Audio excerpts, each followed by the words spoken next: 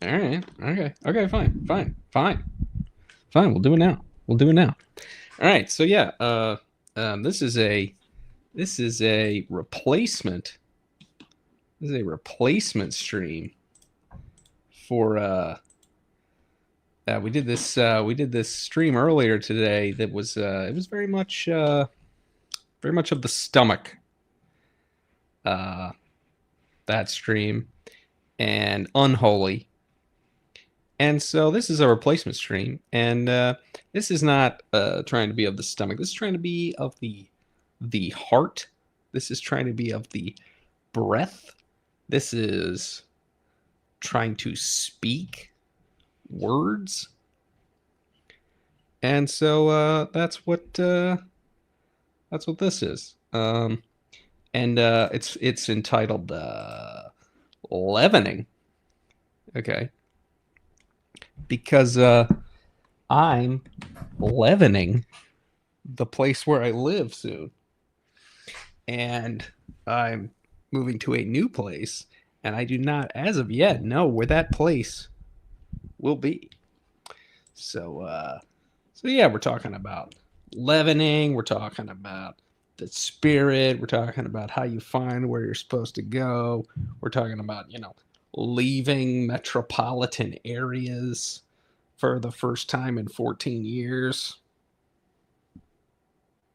These are the things. These are the things on the mind right now. So yeah, maybe I'll get one more branding out there. Well, you can, bro. That's the whole thing, man. So yeah, we'll be right back in a second, and yeah, moving. This moves.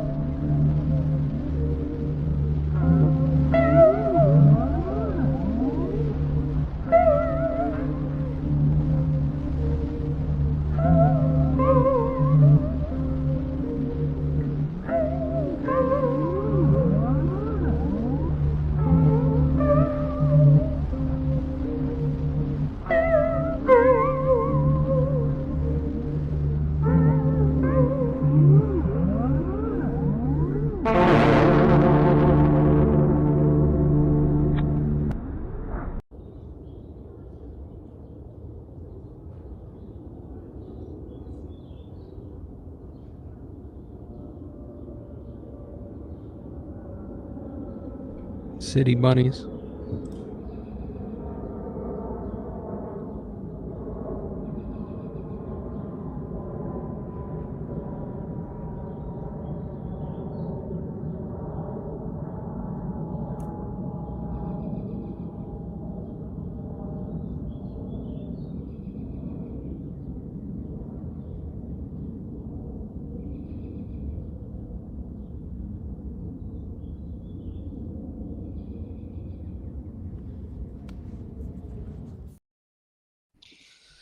So yeah, man. This is the thing, dude.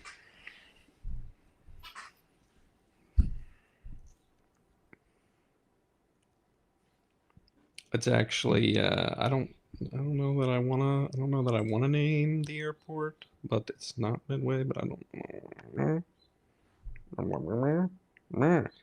you know, and they were there, and that's where we are now, is where the bunnies were. And, you know, we're city bunnies. We've been city bunnies. I was born the year of the bunny, and now we're gonna not be city bunnies because you know, we want to like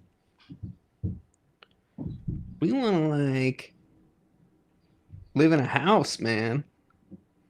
And that's not financially all that feasible in the city limits. I mean, we did look at one. We did look at a place. We looked at a house in the city limits, and you know, it was quite small, but it was quite nice. But it was quite full of whatever it is that cats do that my body is like, nah. And so that was an issue, and it had a lot of carpet. So I feel like that might have been hard to get rid of, but also it wasn't ideal in other ways. And do we even want to be in the city? You know, there could be good things about it. You know, people could crash at our place during the next you know, Chicago event, but I don't know. It's seeming like going a little more to our OG roots, which is outside the city, smaller town, smaller area, something like that. Will we do that? Um, you know, I don't know. It's part of the bread music I played earlier. Name where I hate bread.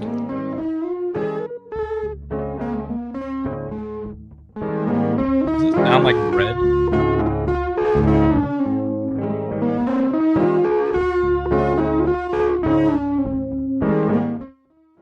Anyway, interesting how I can sort of play that and it can sort of edit it out of my mic, even though I can hear it. And yeah, so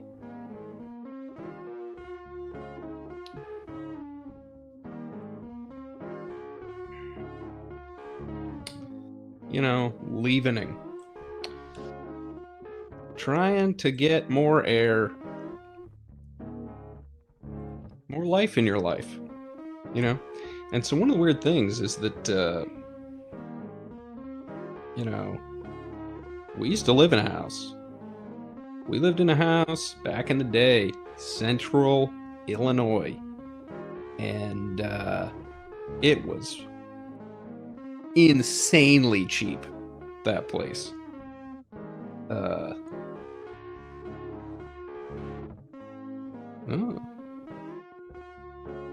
I'm checking emails where it's like telling me that there's new places that I could potentially look at. This doesn't look like there's no pictures of the inside yet. Okay. But yeah, we used to live in a house, and it was a rough time. Right out of college. I mean, this is, you know, Obama's first term, you know what I'm saying? And, you know, there was a cool brief time though in that house where I would like my friend who was like a heavy smoker. He gave me his pipe, and he was like, you know,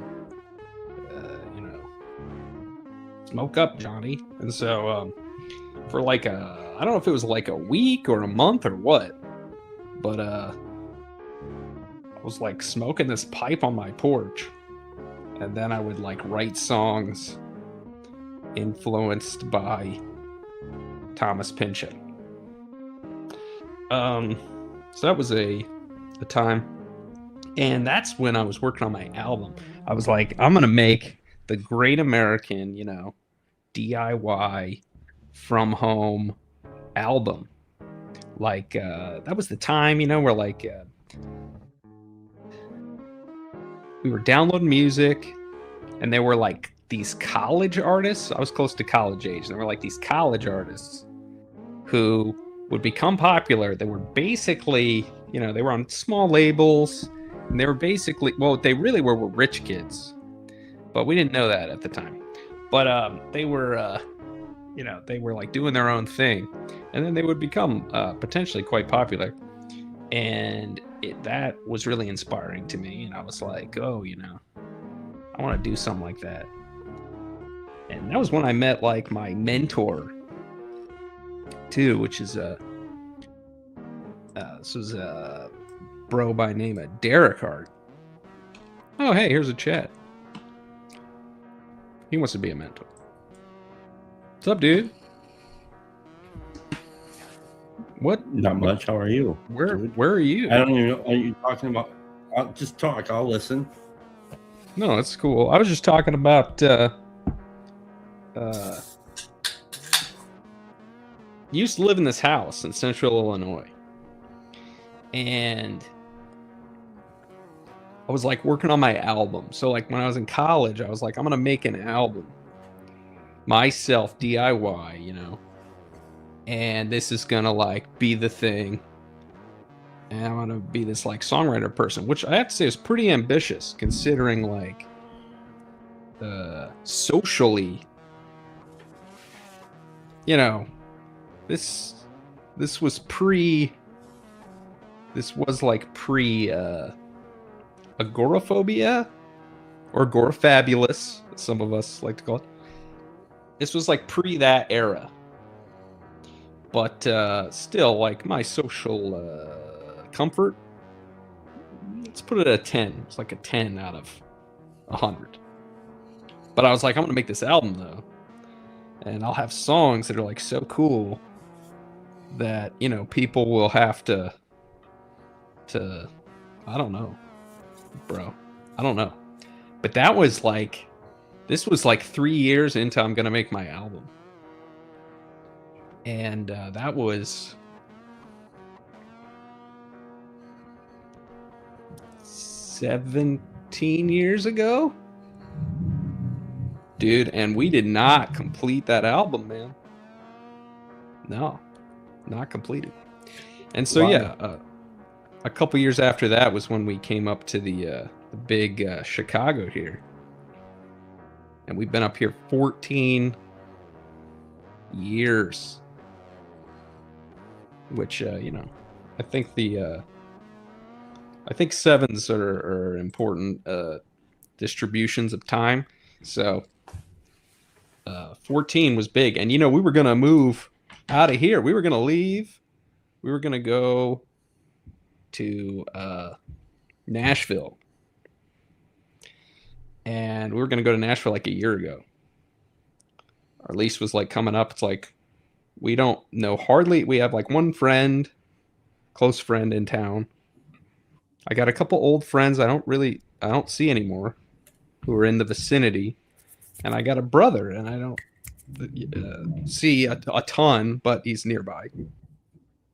And we were gonna go to Nashville and like start over, southern town, a little bit different vibe.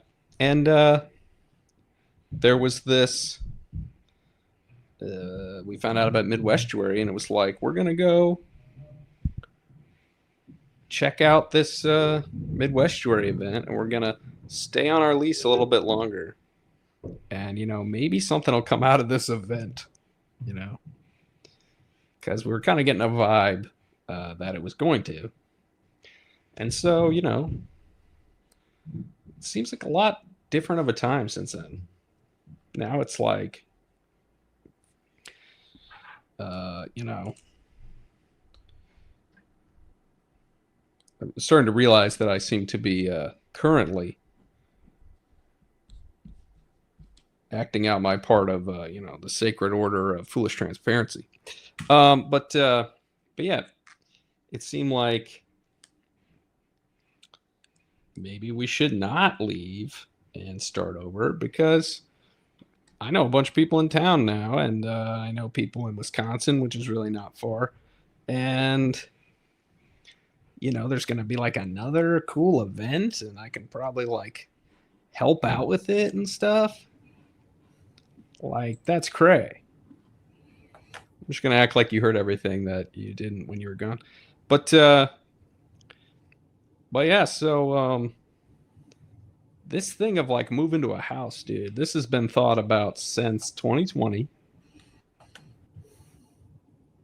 maybe earlier. And, there's this promise and attraction of like, hey, I can record music and do all that DIY stuff, and there's no neighbor to bother and shiz like that.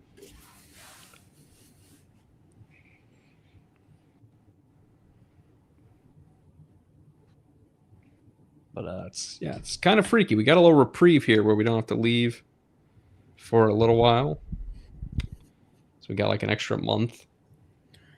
But it's clutch cargo time to find the place and not have to like put the stuff in storage and keep looking, And it kind of makes you face things like, where am I in my life? Like I'm old, and how am I gonna, make a living and survive in the future and stuff? But it's also in the meantime, hey, we go into this place we could, hey, we could do some stuff we wanted to do for a long time. I don't know. It's very intense. And this last couple weeks, when it was like, hey, we don't have a place and there's only a month left, and we didn't know if they were going to give us the extra month, it was kind of like, And then I talked to our landlord, who's a really great guy, and he was like, got us the extra month, and he was saying, and I was like, maybe we should have stayed, And he was like, dude, it's just going to get worse. All the rents are going up. Everything's getting worse. I'm a realtor. Like, if you're going to make a move, you're going to try something new, like, now's the time. And that's what I felt the signs were saying. So, this is kind of the thing of the moment.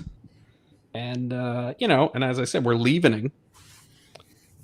And what I want is, to bake bread. You know what I'm saying? I want there to be good bread, life-giving bread at the end of this, move and in this next, chapter. And it's kind of weird because, dude, Doom. Have you noticed Doom is like on the rise? That vibe. Yeah. Because I feel like I'm over it now. I had Doom and like I had early AI Doom, which was the origin of the Make You Happy song that I sang or whatever. And then I had like a later Doom when the LLMs came out. And I'm kind of over it now. I feel like weird stuff happens, and I feel like there's already been a shift, and the spirit of friendship, the spirit of life is growing, dude. And I don't think it's just in my life. In fact, it might even only be in my life because I'm like I'm like the weird. I don't know. I'm like clued into the cosmic unconsciousness, and like I'm connecting with the spirit of friendship now because it's on the rise. You know what I'm saying? Yes. I think Well, I don't know. It's weird because like I don't have like the doom intensity that I once had. Um, I'm, as you said, like I'm over it too, but I also am not. I don't feel secure in thinking that nothing's going to happen. But then I can't help to think sometimes if that is like kind of the what the programming is supposed to make me feel like. And then I can't, like there's a lot of external factors that I'm actually thinking about, kind of like um, because I'm um, feeling like creative right now in my life. Is that, was I led to feel that way by like, is that like, am I actually just on this kind of like uh, not necessarily predestined, but pre ushered track, which can be a doomy thing, I suppose. But Yeah, yeah, I guess I'd say that depends on who's doing the predestining. mm-hmm. You know, because it's like what I want is for the divine, the good, you know, the God not of my understanding, but like whatever the real understanding would be that somebody would understand who understood shit. I'd like to be on that, you know, predestined track or that. Well, there's also there's retrocausality, which is like, uh, is it predestined or is it like it's a future thing causing itself in the past? And if I can get on its wavelength, then like I'm going into a. Is it predestined or is it, you know, a willful going into a particular future? And I think that maybe those break down at a certain point. Did you listen to Michael Martin's whole video? Where he was the recent one about the Yeah, Zodiac. yeah. I did. There was something in that that kind of was actually kind of comforting in what he put out. I'm not generally on that track, but he's also somebody that I've come to like. Even though I don't watch a lot of his stuff, I know he's not an idiot, and I think that he's put a lot of thought and a lot of he's lived a particular way that I think I could trust his weather vane.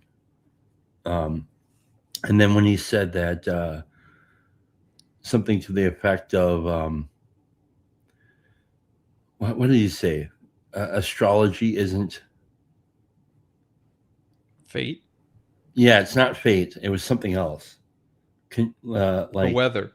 yeah, it's like conditioned or something. It's like yeah, yeah. And I It thought that was was a really cool way of thinking about that.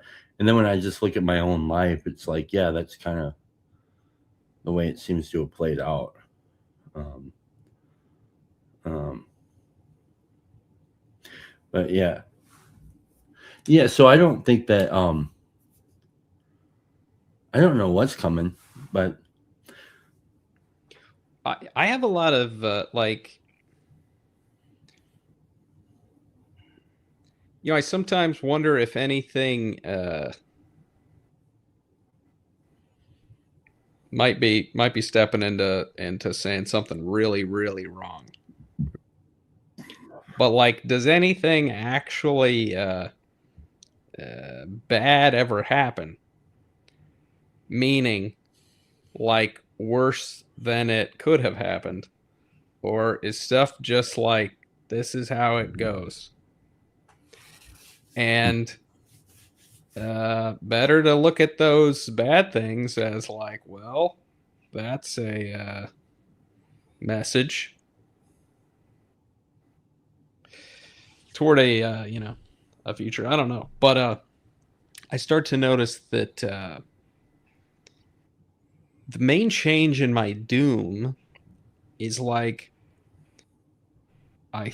originally thought. So let's just talk about a couple dooms. Now these are specific dooms, but I think like my point here is to generalize from the specific dooms. Okay, these are just specific dooms that kind of hit on me. So the first one was when I found out about the website Less Wrong. Okay, which is like where these autistic and the smarts and the Silicon Valley people. It's like where they were like doing philosophy on the internet. Okay. And a lot of it was about AI and how to create AI and like all kinds of philosophical ideas about AI and all this stuff. And when I found that, I was like, oh, this is a death cult. This is a death cult, and these people run everything. I have a question on the death cult. People say it a lot, and I'm wondering what that is. Because I hear people use that phrase, and I'm not sure I understand what death cult is. Me neither. Yeah, I don't think I do either, because I think that people can, for starters, I think people can mean two things by it. I think that the first thing is a little bit more neutral. It's like there's this understanding that the way that reality works, there's like trade-offs, and you can make sacrifices to things and get things. And so that alone is a death cult, in the sense of you're like, hey, if we kill the right stuff, we'll get this, result or something like that. Yeah.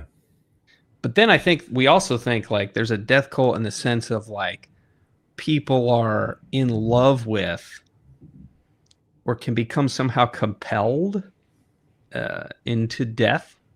It's like a reciprocal narrowing unto death kind of thing, where it's like they don't know that they're like into death. And so they're like spiraling out of control. Yeah. I've had that for a long time, I think. To a degree. It's an aspect of my vision, I guess. And that's what it seemed, so like I got a little doomed out by finding that and being like, oh, these people who are in positions of power and are like extremely bright and powerful and stuff seem to be, addicted in that sense to this thing that I just implicitly thought like cannot be. It reminded me of this movie. There's a movie called Through a Glass Darkly, and this girl in the movie is kind of like a witch in a way, and she thinks that she's gonna like bring this god into being. Okay. Well, I'm getting a call, but I'm not sure who it's from.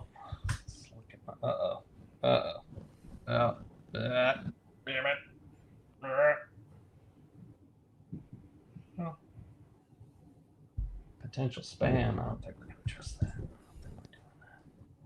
Did I? Why did this stop working?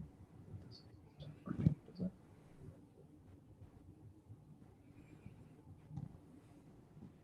Hey, we're trying to have a TV show.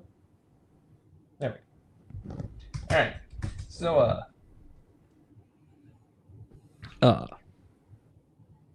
what were we talking about? Oh yeah, I thought that they were kind of like this witch in this movie.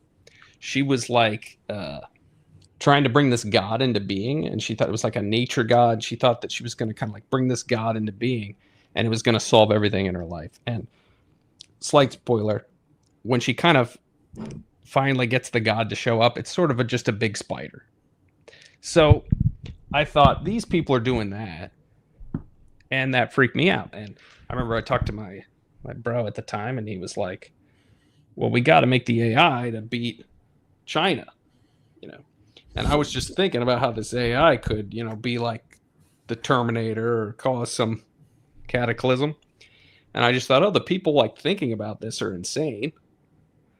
So I got doomy, but it was really victim shit, right? Because it's like the powerful, are, not doing the right thing.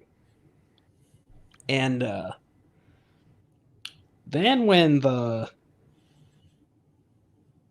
well, there was I think I've talked about this before, but there was a doom before that was like, it just seemed like the powers that be, whatever, were decadent and evil, and that things were like on the decline of civilization, and it was like no consequences for the wicked.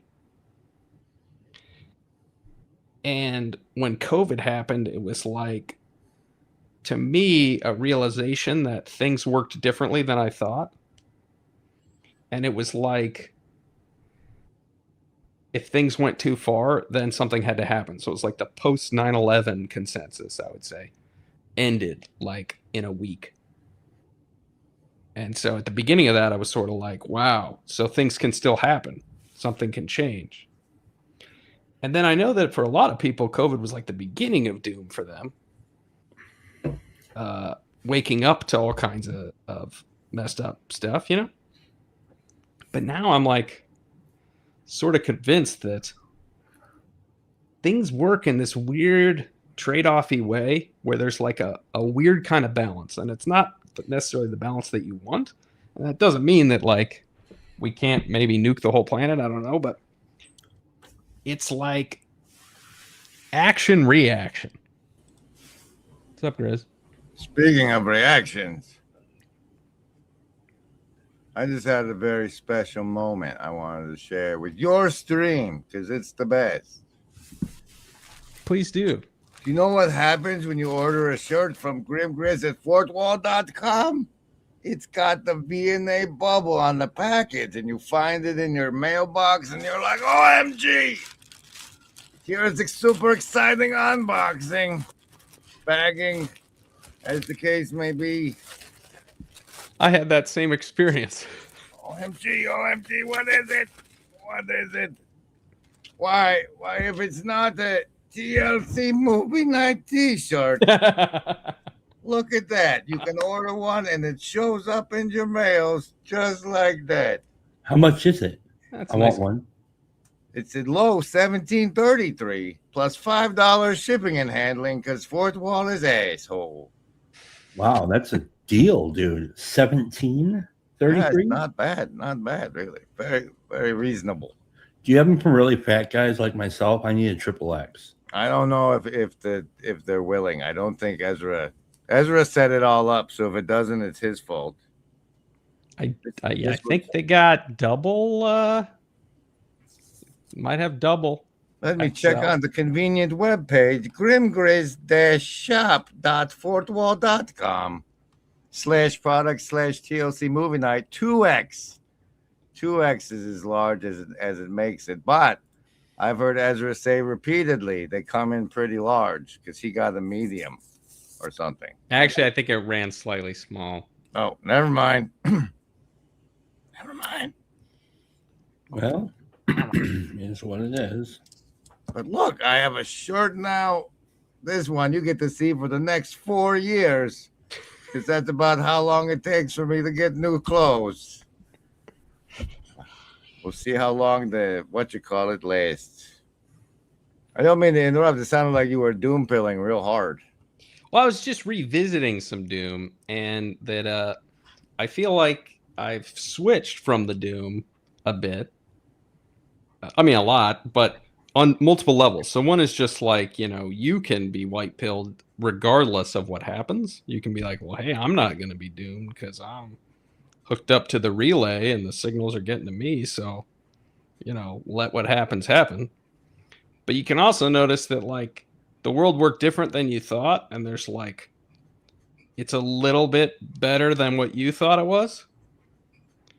Because I kind of thought like 10 or 6 years ago, I kind of thought Like, it could almost be worse than hell because it's like there's no punishment for the wicked, and there's no pushback to like Not only no punishment, they get all the good stuff like titties and coke. the decadence. But I noticed like something happened with COVID, and even now it's like still kind of unraveling for me where it's like they push something so far that there is a reaction. It's like trauma bonds people. Boy, howdy. Blood brothers in battle, for example. So it's like we do this mass trauma, and it's like the worst thing that's happened in a while, you know? And then it's like, yeah, but the spirit of friendship and the spirit of life is like reawakened by that because it unifies. So like we're completely pulling everything apart, but then the trauma gets so great that like people start to be unified by it. And then there's like a reaction. I think we're a bunch of sissies that wouldn't know trauma if we saw it. I mean, like, Halam door, anybody? Well, yeah. There's certainly that component. And this weird thing where like we get traumatized by things that just like wouldn't happen on Leave It to Beaver because we were programmed for so long to think that this is what life should be like. And then it's just like, well, but it's not like that. What? Yeah. So, yeah, I don't know. But I've just started to notice weird patterns of how these things play out, and it makes me slightly more hopeful for the actual events of the future, or maybe quite a bit more. Hopeful for the traumatic events? No, They'll like, bond us? What are you talking about?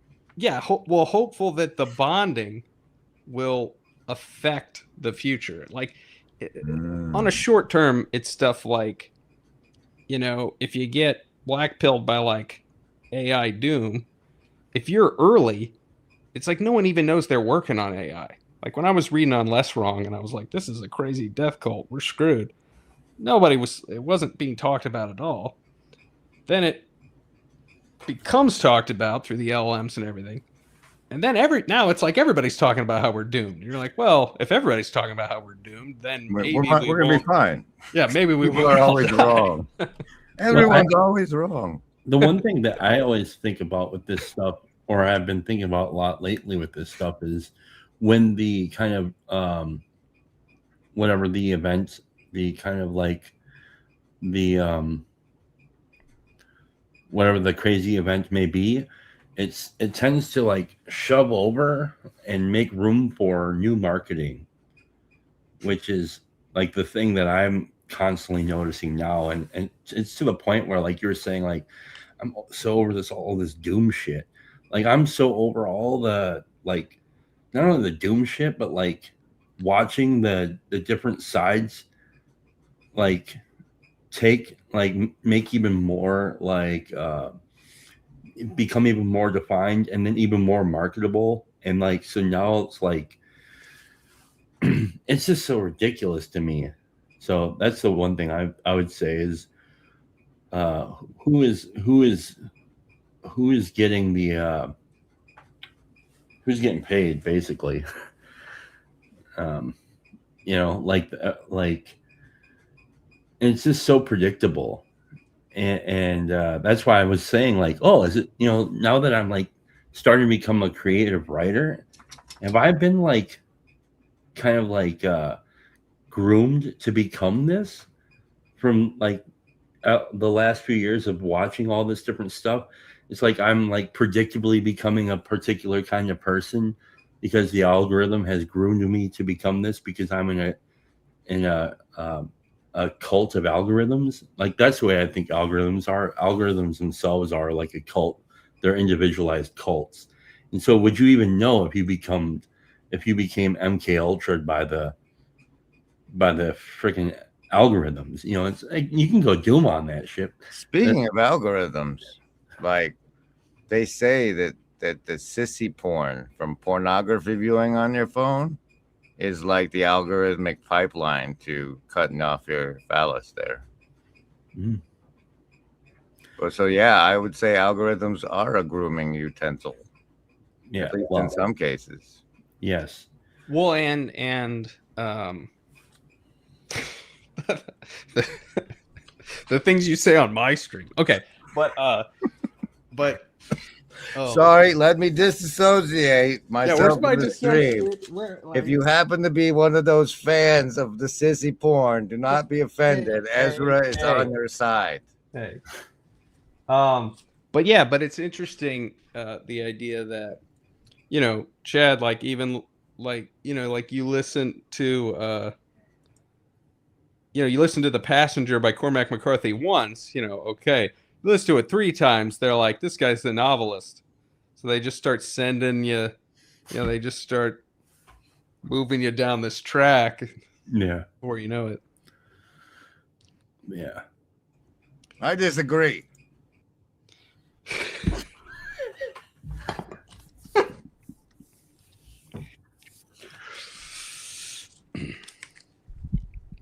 But, you know, in that case, it's like what's interesting about that level, and I think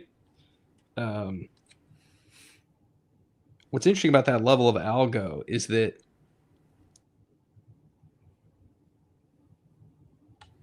like none of that's even conscious. Like no one wants it to nudge you that particular way.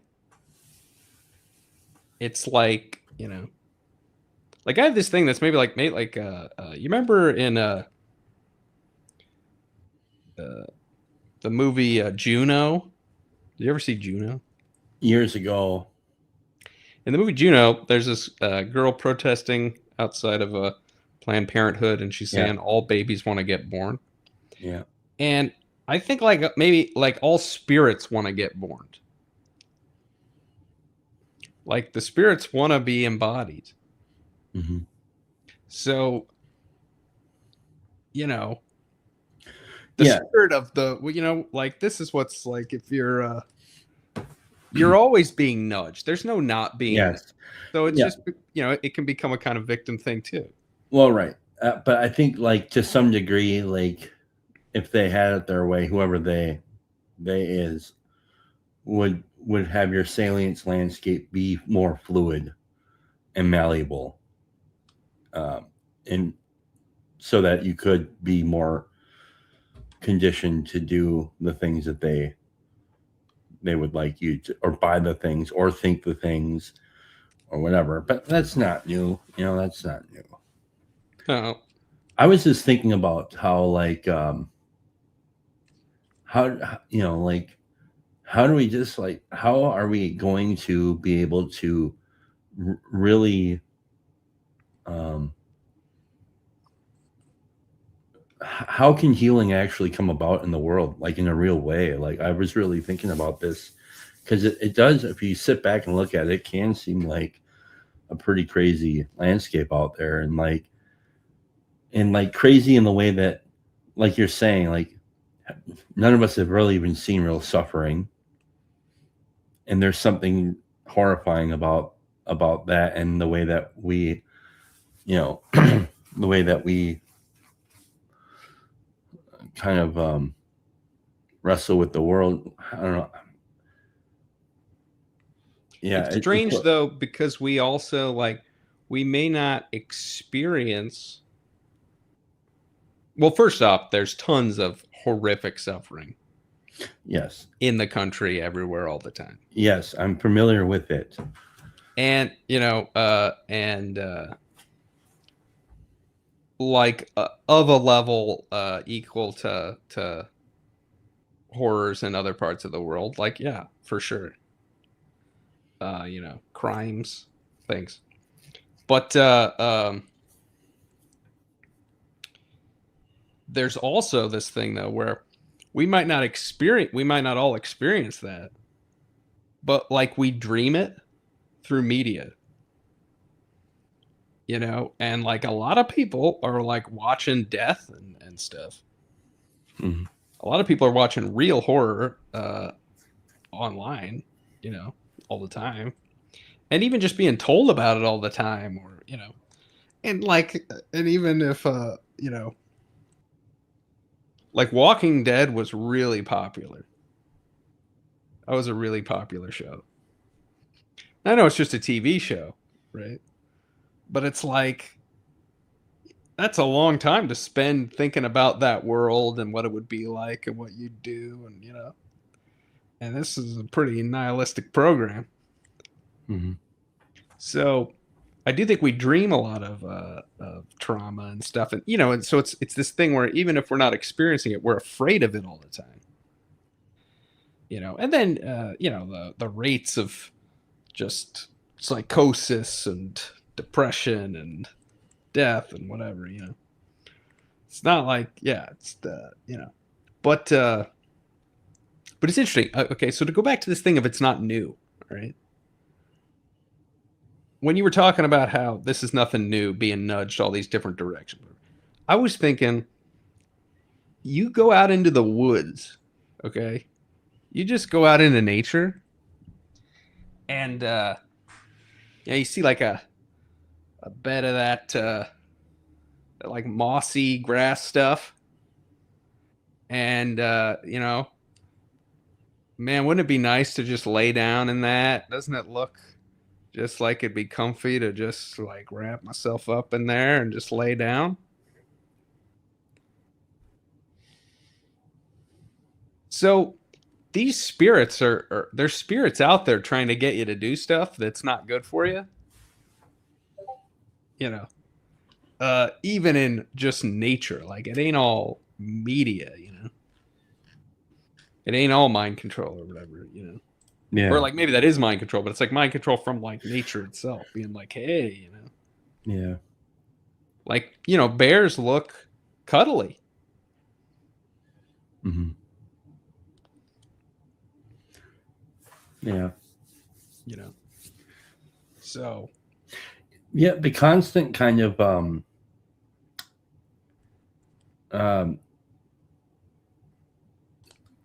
kind of edging suspense of something's going to happen and then it never does, I think is doing something terrible to us. well, yeah, it does prime us to want the thing for Mhm. starters, right? It's like we want the thing. Well, right.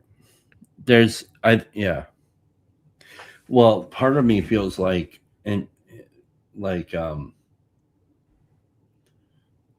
well, the one thing that if there are actual bastards in a room somewhere doing this like evil, like what can we do if there are those actual people?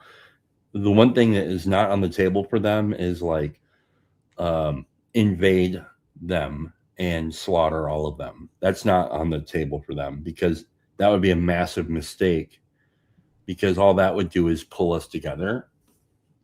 So the thing that if there is a they, it's like just make them really comfortable in their own little isolated capsules or Yep. and just make them very happy, seemingly happy, give them all the things that they want, make them the new gilded people or the new what do they call that, the new gentry, where you can just be in your apartment getting DoorDash, having the the somebody come by and pick you up and take you where you need to go, give them all that stuff. But I always have wondered about the wild cards out there. Like the New Madrid fault line is something I've always thought about. If that thing ever goes, that might be able to be an active god that would pull us together. But I know, see, this is the kind of things where people say, well, you're being a doomer, Chad. I'm like, no, I'm just being like, well, it's like what part of what I'm talking about where I feel like I moved a little is noticing that we were completely isolated already. I was extremely isolated from 2009 until 2019. people were increasingly online. People were increasingly ordering the DoorDash. Like, you know, like I said, they had to start making TV shows like Stranger Things take place in the 80s so that people would just think it was believable that somebody had friends. That like a group of friends hung out in the same space. Because why would you do that? Like you play video games with your friends maybe and you see them at school, but like you don't get together in the same place unless it's the 80s, you know? So this was all already happening. And then like COVID happens. And no matter how like conspiratorial you know, want to get about COVID, it's this bizarre thing where it's like, is it possible that like, you know, evil made that happen one way or another, but that it was like a mistake because it revealed that we were isolated. We were already isolated, but we had no idea. Mm-hmm. Then it made it so obvious, you know? Mm-hmm. And this space, you know, is downstream of that. Mm-hmm. And I, you know, I'm like, you know, I've said like one of my, you know, my previous religion in a way was cinema, movies. Mm-hmm. And I live by the indie theater. We went there for years. It was not that packed. This place is packed for every screening. Every weird artsy thing, every movie from the 90s, every movie from the 80s, every movie from the 70s, even movies from the 2000s. They show old prints there, and the place is packed. It sells out, and there's a line around the corner down the street. It's a 700 some seat place, and these kids swarm out to everything. I overhear these kids like, "Man, if I could just see only movies on film." And it's like, why are they all coming here? You know, and it's like, well, it's been made apparent to them that you know, there's something in these older films. There's a spirit of life that has been absent from possibly most of their experience of the world. Their media doesn't really have it, you know, and they want it. Can they vape in there? No, you're not supposed to. Right, but I don't think. I mean, it's, you know, I wonder about that. you can't always laugh in there. They sometimes don't like you to laugh. What? But you can't vape or laugh. You can laugh sometimes. If you laugh at the right time, it's fine. But anyway, you know, like, so you know, it's like, yeah, like I saw a screening of Dick Tracy, which is a movie that I've watched my whole life because it came out when I was a tiny child. And, you know, before the thing, they had this, you know, performer come out. And I thought it was going to be like a drag performance. But instead, it was not a drag performance. It was this person came out as Bubbles. Or Mumbles, I mean. Sorry, not Bubbles. That's a different thing. Mumbles. Came out as Mumbles. Did this whole routine to the Mumbles. It was to Mambo number 5, only it was Mumbles number 5. Okay. Now, a lot of things about it were maybe, you know, weird. But somebody younger than me wants to be Mumbles. You know? This, like, desire to be embodied and connected in real life, and like this place being used like a liturgy for media. Like this stuff is happening, you know, not just here. I see the spirit like happening other places, and then it's just like, well, you know, I don't know that that's going to lead to some good outcome. Like I don't know that that leads to enough people being like, hey, let's, you know, not try to build a God AI or whatever. But it seems better than what I thought. I saw this really weird thing. I don't know how true it is, but I saw it yesterday. It was on when I was like scrolling on my Google feed or whatever. It said Russia has just implemented mandatory what was it? Mandatory firearms training for students 6th through 11th grade, like a certain number of hours. And I was like, really, Russia, like the country, they just made that mandatory that if you're a student and you're in 6th through 11th grade, you have to do mandatory firearm and combat training. Why? And then I was like, oh, that's why. That's something interesting to think about. I don't know that. So I'm not sure AI is our biggest problem, unless, yeah, AI is not really a problem for me. Doesn't seem like. Maybe I'm being a little too doomy, actually. Maybe I should. I'm kind of bringing the vibes down, dude. Sorry. Well, you know, it's there's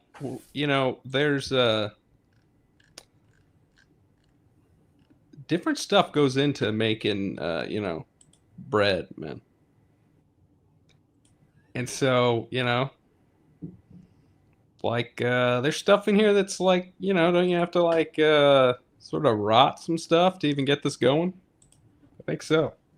So that's another point. Like this, the spirit of life includes death. Okay, that's part of life Mhm. in a way that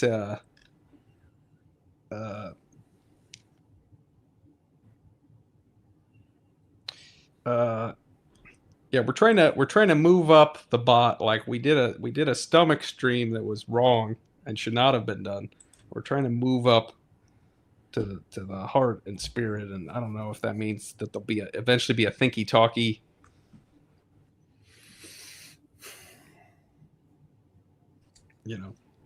But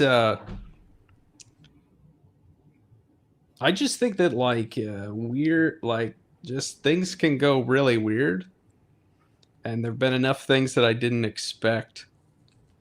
So then it's like I don't know, things react to things in weird ways, like and sometimes I think that about how doomy we are, and like I do think with AI and with technology, there's a real risk of like cataclysmic events. But it is interesting how doomed obsessed we are. And then you think about how like a few generations ago, they lived through World War II. Mhm. I imagine that was pretty doomy. Mhm. And then when you look at the numbers of people who died, and that's also, Mao and Stalin. Stalin. It's like the numbers of people that aren't, and then there's this weird thing where it's like, when enough people die, the resulting culture is not necessarily doomy because these are the survivors and they're bonded, but I think it was pretty doomy for the people who didn't make it. Mm-hmm. So in a world that's like kind of obsessed with the doom, it's maybe a world that's obsessed with doom is in a sense trying to reunite. I don't know. Well, I mean, yeah, balance will always find its way, right? As something that's what's kind of coming to mind to me there. And I think a culture that has been deprived of its close personal relationship with death will leave, and then like on top of that, like give you all the things that you kind of would like, or like all these comforts, like so we have many of us have many comforts, and then we are also separated from the realities of death. That, of course, and then you feel if you're also kind of separated by a generation or two from your from like spiritual values and things like that. Well, and then your mind has been basically perverted by television and everything else. Like, what else can you expect? I mean, of course it's going to be like that. So, yeah, I think you're right. Friendship and all that good stuff. And I don't know. Yeah. I'm not even trying to be doomy. Like, why are we doing this right now? Why are we going doom?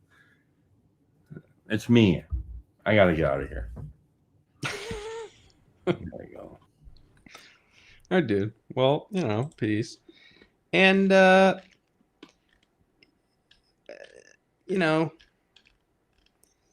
do think that trust in being and the confronting of doom, trust your doom. Like, even if everything is, even if the plane's crashing into the mountain, it's not clear to me that there isn't a way to be saved in some way. Man,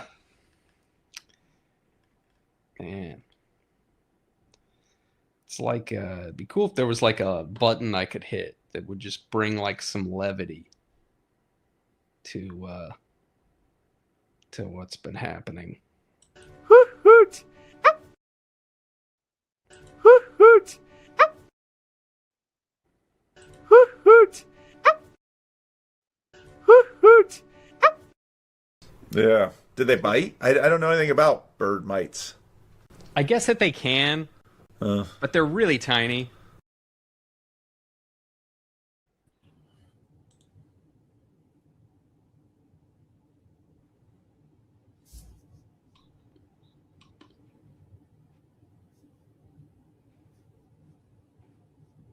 Hoot hoot. Hoot hoot. Hoot hoot. Hoot hoot.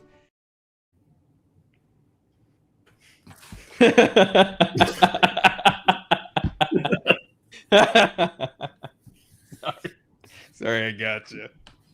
I don't know how I let you talk me into this. What a world. That was weird. I didn't want to leave up by saying goodbye. It felt weird. Like, that was one of the weird feelings I had before.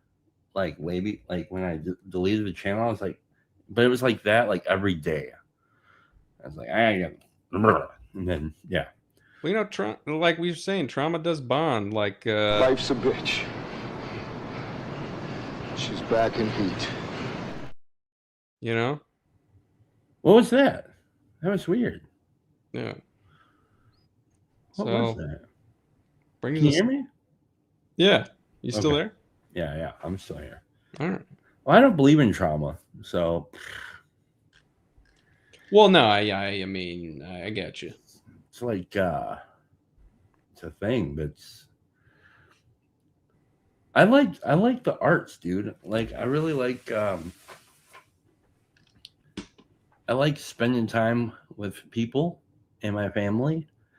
I like today. What I did was, Carolyn has this little this little lamb that's like a rocking lamb. It's like a rocking horse, but it's a lamb.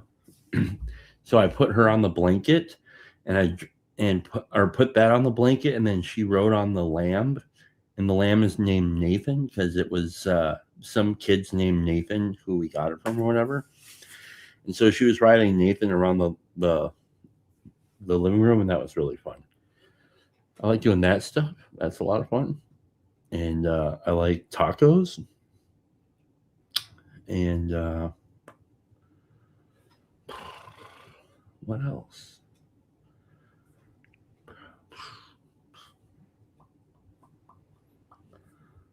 I got nothing. Dude, the spirit of friendship is nuts, man. I mean, I'm not even sure if it's separate from the spirit of life. There's something about, or the spirit of true friend, I don't know what you want to call it. The spirit. Okay? The spirit of life. There's something It's so powerful. It's insanely powerful. And sometimes when I think about evil and all this, I'm just like, you know, in a way, it's no match for it. You know, because Yeah. it's like, you know, it's like when Grizz talks about Plato's cave, and it's like we're all chained in there, but you can like get the attention of the guy next to you. And I think that, you know, there's a horizontal there, and then there's also the kind of like, hey, I think we're actually caged in here, and these might just be shadows. Mhm. Like, I don't know that I didn't escape and go see the light, but like, what if these are just shadows, bro? And Yeah. it's like, that's really powerful. And like I said, I don't, you know, maybe I'm engaging with this spirit and coming in this spirit just because of like stuff going on in the cosmic background, or because of the algo. You know, the algo was like, you know, this guy will watch more YouTube if he streams. You know, And it was like, yeah, it didn't realize it was like actually saying, lighten up, bitch. And that's what happened. Yeah. No, that's true. one like in it's like it can't just separate everybody completely, because then, you know, like then maybe we all die, or it's, you know, like the rat experiments, and you know, Newsflash, we're all gonna die anyways. see, Did you like in the that's not movie too deep. and the well, I thought that was funny. Did you watch the that one movie Don't Look Up? I did. The funniest thing about that whole movie to me was how they were like freaking out and going to all the news places and being like, but what was funny about it was like they're saying we're all gonna die as if they weren't going to already die. It's like this news flash. Yeah. You're gonna die someday. It's like, yeah, no shit. What's But, like that yeah. reminds me, like when I heard that the billionaires were like building their bunkers and stuff. I was just like, okay, so I'm a billionaire and I built my bunker, right? I built my bunker for like when stuff's gonna go down, and maybe I know a little bit earlier than everybody else. I'm just like gonna go to my bunker. And then I just thought about the helicopter pilot that's gonna take me to my bunker. And I was like, I'm pretty sure it's his bunker. Hey, Neil. Oh, this fucking guy. I'm the best doomer here, so I'm gonna doom. Is that because you're the most normal? No, it's because I'm certified. I'm Six Sigma. I've got a green belt in dooming. Yeah, that was my graduate major in doom studies. Really? Are you? I Do you don't even remember- want to touch that you just said Six Sigma, and I know what that is. But continue. Do you remember something awful, Ezra? A doom house? Do you know what I'm talking about? A mood house? This is about 20 years old now, this meme. Probably don't remember. No. It's okay. You can look it up. I have my broccoli. You see? Yeah. Focus, broccoli, focus.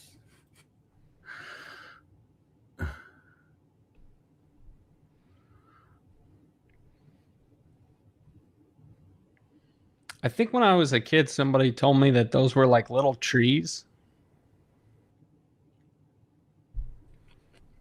That's a big tree. And, you know, that sticks with you.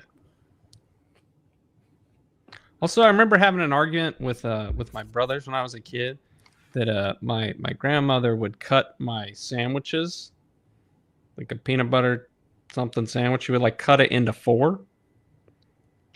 But they were older, and she cut theirs into 2. On the diagonal or the other way? I don't know. Horizontal, I think. But on mine, it would be like in 4s, squares.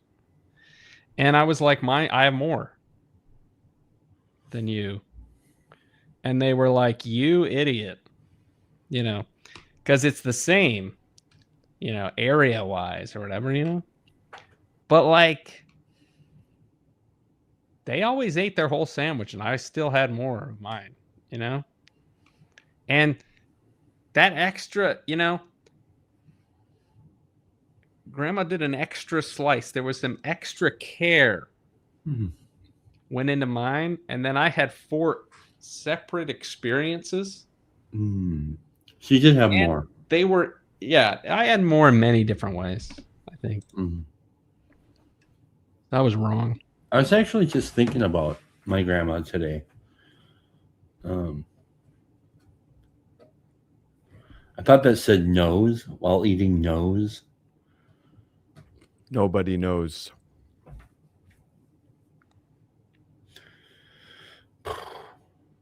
I do have to break this into smaller pieces. This is a giant. Where are you buying, like, I can't tell if they're really large individual things or they're really small.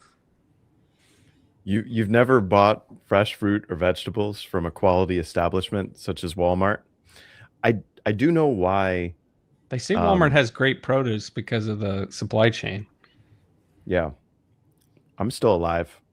I never even heard the word supply chain before 2021. I So- could go get the chain and show you it. They wanted us to know about it. I was thinking about the cutting the pizza in the 4 slices, and each slice is actually larger because as you cut it, it has a greater overall surface area that's exposed to the overall atmosphere and air. And so as each surface facade absorbs more microplastics from the air, that's expanding the overall mass of the pizza. And so it's just another topping that you then enter into your gut biome. Well, we're trying to get a little bit off the gut. I did a gut stream earlier today. So we're trying to move it up here, you know? And I'm wearing blue, and so that's more, it's interior blue. Oh, your other half, who I haven't met yet, says, "Why no steam that shiz, bro?" So you lose a significant amount of nutritional content, and you lose some microplastics in the steaming. They get reabsorbed by the pan, or into the atmosphere that I was talking about. But it makes it it's a little hard on the stomach though sometimes for some people. For those who They're eat raw. lemon bread and then vomit at midnight or whatever. You know what I made for the first time today? That's messed up. What? Potato salad. Really? For the first time ever, I made my potato salad.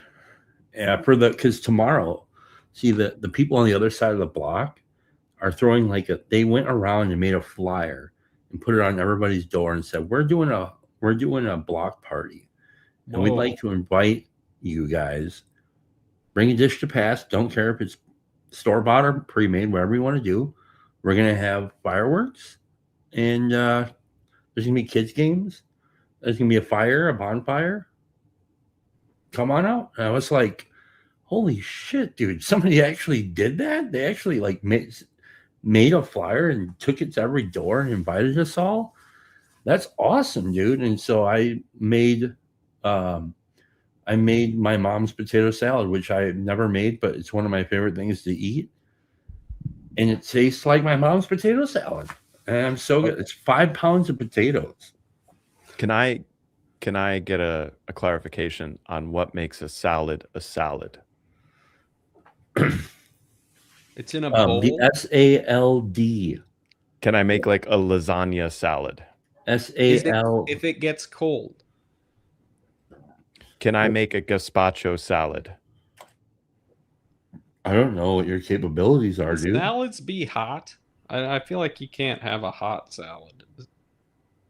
So I think if it's cold and it's in a bowl, or a slightly bowlish plate, like the salad plate. If I freeze the lasagna, put it in a bowl, lasagna salad, no?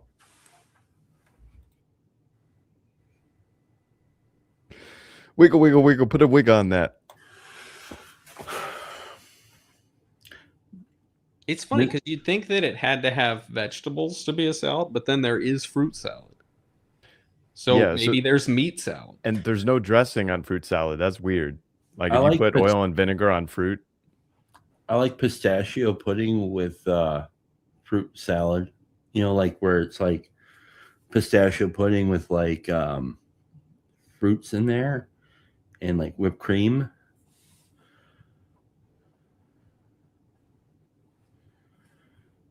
Anyways, I was really excited about that potato salad.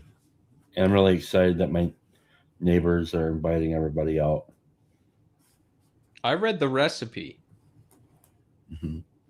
Super And simple. It was like poetry, though, the way that it was written. Yeah.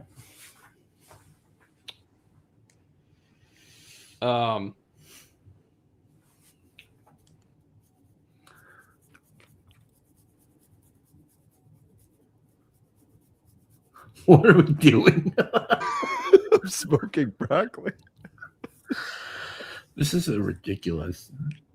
This is ridiculously awesome. It's very interesting because it's like I ate bread earlier and it was wrong. And here I'm trying to write that and move up. But at the bottom of the screen, there's a man eating broccoli. Whoa. That's beautiful, Chad. That's the I best didn't make nuclear it. silo I've ever seen painted next to a barn. Like It's not mine. through I the didn't make hourglass. it. We got this at a thrift store. Is that a silo or a bullet? I It's think a it's a silo. bullet. I think it is a bullet. It's a silo. I've never seen a silo that shiny. Never.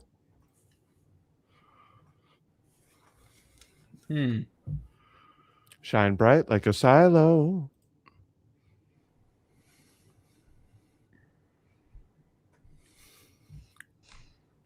There's a lesson in this. Something about the stream or streaming, letting people come on. There's a there's a Just lesson. don't. Just don't. There's a there's a lesson,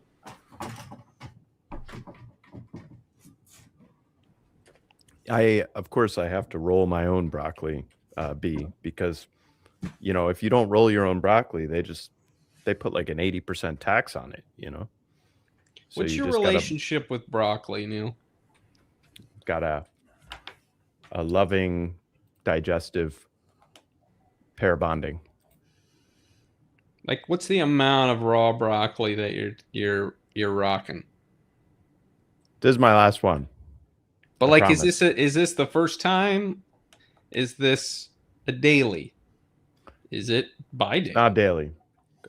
I go through a kale phase, but if I'm watching too much Zeldin, then you don't want to overdose on the kale. So You're not eating raw kale. Please tell me you're not eating. Are you eating kale, raw? yeah, man. Stretches credulity. Continue. Yeah. So we'll see. I have a very simple diet. So, I'm ready to lose my Olive Garden and my McDonald's, and although Whataburger, it'll be a shame if I lose Whataburger. There's none around here, so whenever I'm in the Texas area, I gotta go to Whataburger. There's something weird about Louisiana where you got Buc-ee's all over Texas, because Buc-ee, you know what Buc-ee's is?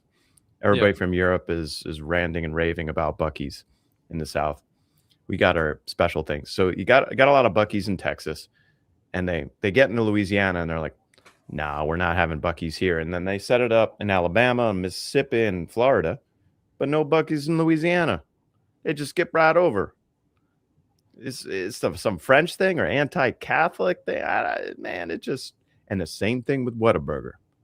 They skip right over and they go straight to Florida. And yet I give them my money, my hard-earned Louisiana money. What am I doing? So I eat broccoli.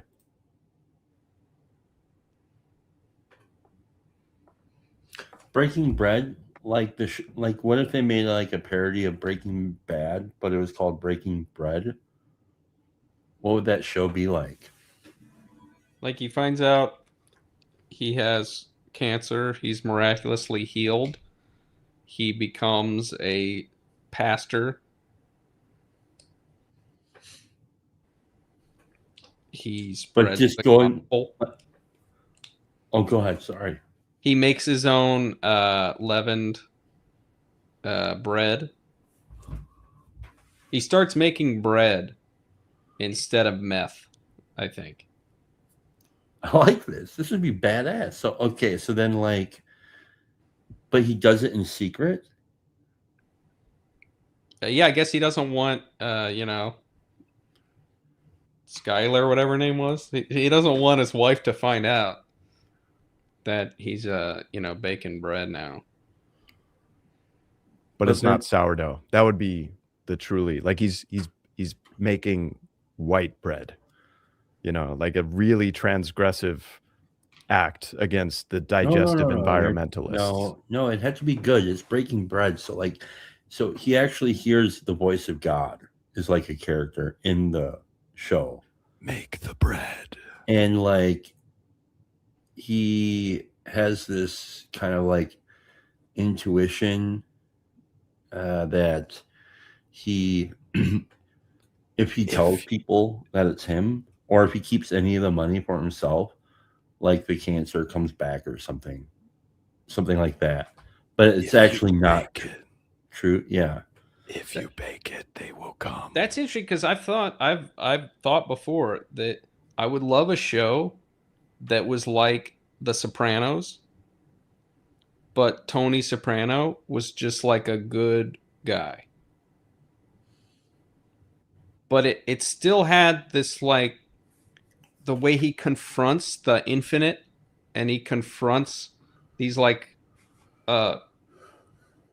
things beyond himself. Mhm. Those moments would still happen, but like he's basically a good dude trying to do the right thing. And then I was like, I couldn't really imagine a show like that being made, but like, what if it was? Yeah.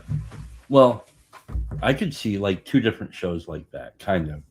One of them would be about like a pastor who's got grown kids who are kind of out of the house, who is married, and he lives in Sacramento. And he like finds like kind of like some sort of weird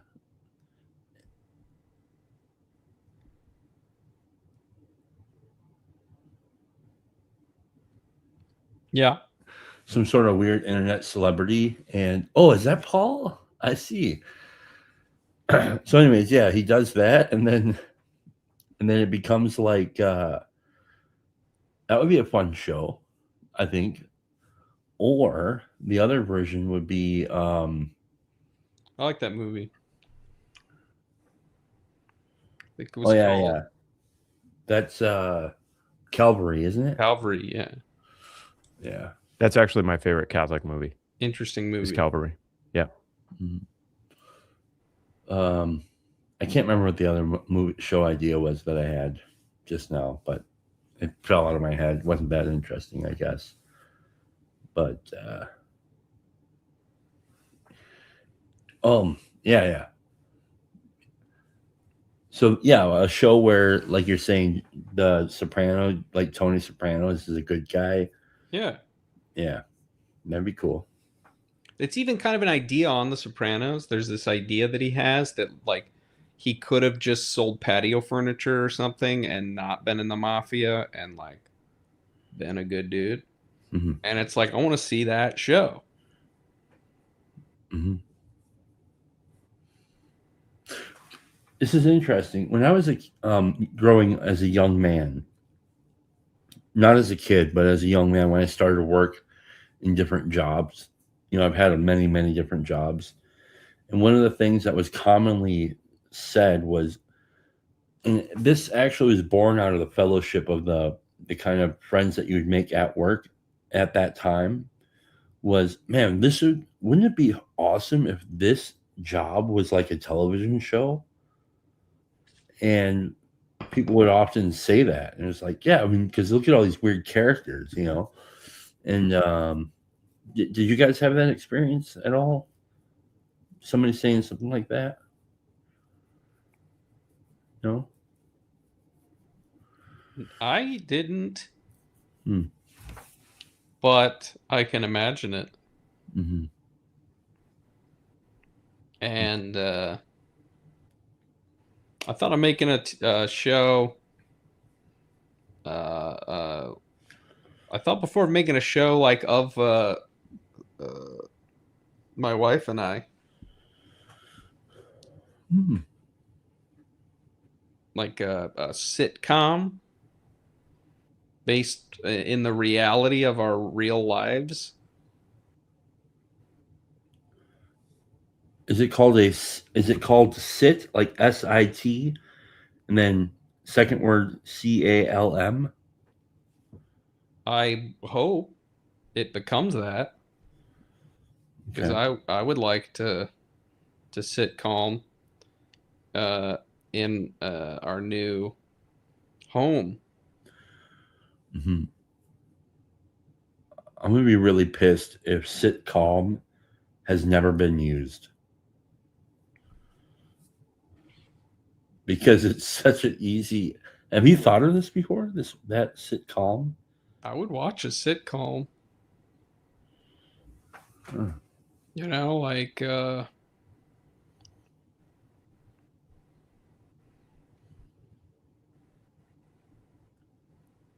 yeah, you know, they always said that like Seinfeld was the show about nothing or whatever, but like, Mhm. you know, all kinds of stuff happens on it. It just doesn't have any meaning really. Mm-hmm. But imagine the opposite. Imagine a show where it has maximal meaning, but almost nothing happens. Oh yeah, that was the second show idea. It was like Frasier, but instead of Frasier, it's like Jordan Peterson, which is basically what happened, right? Because he was like a psychiatrist that became like a internet. See, like in Frasier, That's kind of the same he's on the radio, right? show. Yeah, he's like on the radio, and he's like a psychologist or something that's not practicing, but he's famous, supposedly famous on the radio in Seattle. And so you watch him in his crazy life, this ridiculous life that he has, and he's neurotic as hell and whatever. But so then the Peterson thing is kind of like that for us, but in real life. Isn't that interesting?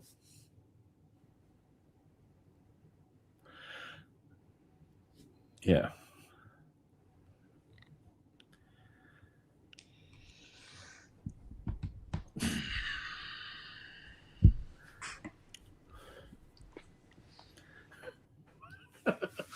I think the best way to get people back into the church is a Protestant Game of Thrones. No, that's not the best way. What? What does that even mean? The drama between TLC is somewhat of a soap opera. The social dynamics, the like the number of people who focus on reality TV shows, but then the realization of like, no, you could participate in the reality TV show, whatever the drama is, and that's better. Yeah, that's the adulting.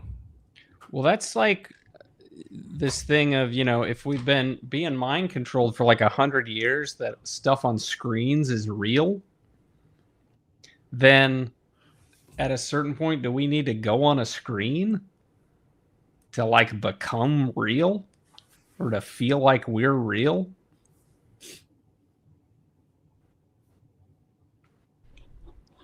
I don't know. If I see two of my friends hanging out, I'm like, all right, let's hang out, and I can work on other stuff while I'm listening. That's important to you, isn't it? That you don't give us your undivided attention, but that you're slightly divided. Do you really want my broccoli, like all of it? Do you want the rest? Do you want it? This Undivided. has become worse than the stream that we were trying to replace. And also, we didn't even get to delivery on the title of like replacement. Like I'm trying to go to a new place from the place I am. I Yes. want to replace myself. The broccoli And I is don't want to just go to a new house. I want to go to a new whole life or something, you know? I Well, want to are be you going to ask people to where help I you am. move? Are you going to do that? Because like that needs to happen, right? No. Why not? Dude, the new version of you would do that. It's just not very functional. So no, it's like I'm gonna, I have pay to people position to my move head stuff. so that I What's have a not halo. functional about it? I'm wondering. I guess just moving in this in the city, and I don't know.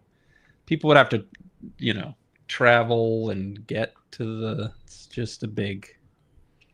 Don't ruin the spirit of the giver, dude. But a housewarming estuary could happen. Let people give to you, man. Or don't. I don't know. I'm just throwing it out there. Yeah, dude. I'm telling you, like, this is the kinds of things that are important.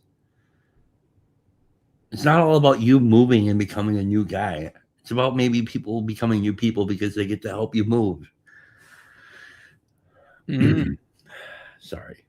Well, I'm not yeah, even- I don't, that's the tension I'm talking about. Is like, I don't want to, maybe it doesn't matter. You go somewhere and become a new guy. Like, who cares? Well, I But think actually moving is To one of have the a place final that people could liturgies. come would be interesting. I think moving is one of the final liturgies that we have left. We can't go bowling anymore, but we can help Ezra move. Something like that. Are you blushing, bro? Are you blushing? Are you mad at me? I'm sorry.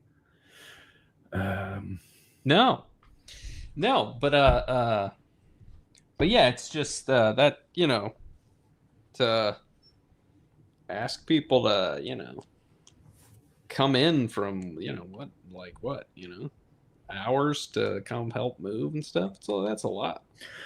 It doesn't mean that they're going to come. Just the cost alone. You can always just invite them. It doesn't mean they're going to show up. Yeah. I got you. It's interesting idea. I'm just trying to help. Yeah, man. I feel like I've completely ruined your YouTube channel today, and I should go repent somehow. It can't. Well, okay. I thought it couldn't be worse than what I did before. I don't think it was, because Neil's only a third of the screen. So like him eating the broccoli, it was only like a third of as disturbing as me eating bread, I think. I think there's part of me that's like still attached to the idea of what television used to be and the quality thing. And so like if I'm not delivering a particular quality, I feel particularly self-centered and upset with myself and embarrassed. And I just feel weird, I guess. You And don't I need was to all feel doom embarrassed. and like bitching, and I might as well have just shat myself, like I should just shit my own pants. That would have made things like better, I guess.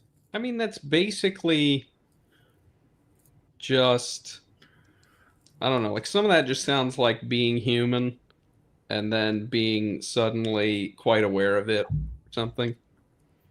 And it's just like,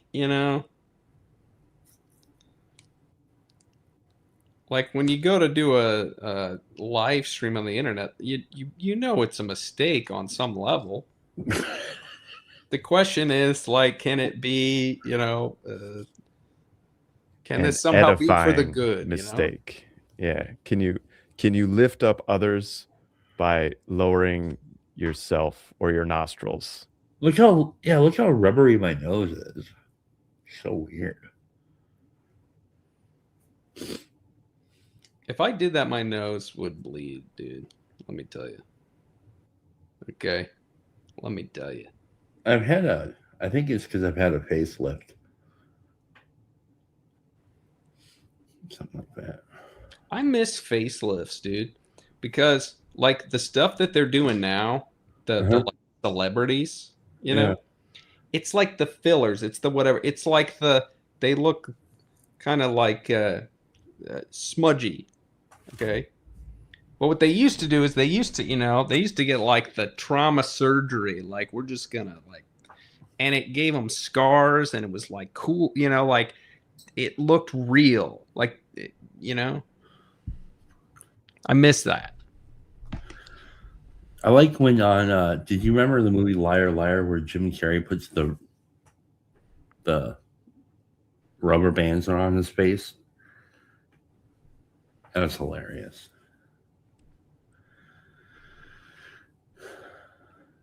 That whole scene was funny. Dude.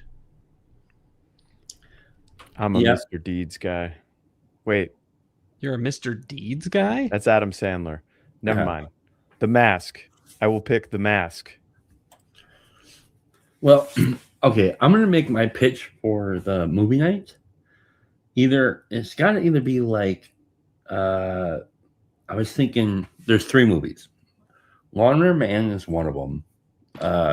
Larry, or not Larry the Cable Guy, but Cable Guy. And then Cable guy. Cable Guy, and then Demolition Man are all like really great. But Cable Guy is interesting. Like, is an interesting one. I remember there's a reference because he's obsessed with. I mean, it's a very relatable movie in some ways for me, and I love the Cable Guy. And the other night on the stream, people were talking about fidgeting, and and I started doing this, man, because You know what? I taught myself to do this because of the movie Goldeneye. Yeah. Bro. Well, Pink Floyd The Wall would be another one I'd throw out there. If it was a clicker, I could click it. If it, What movie? Goldeneye, man, Boris and Goldeneye. He I don't know what that twirls is. his pen, and then he clicks it, and then Bond has like the pen that if you click it 3 times, it blows up or whatever. Mm-hmm.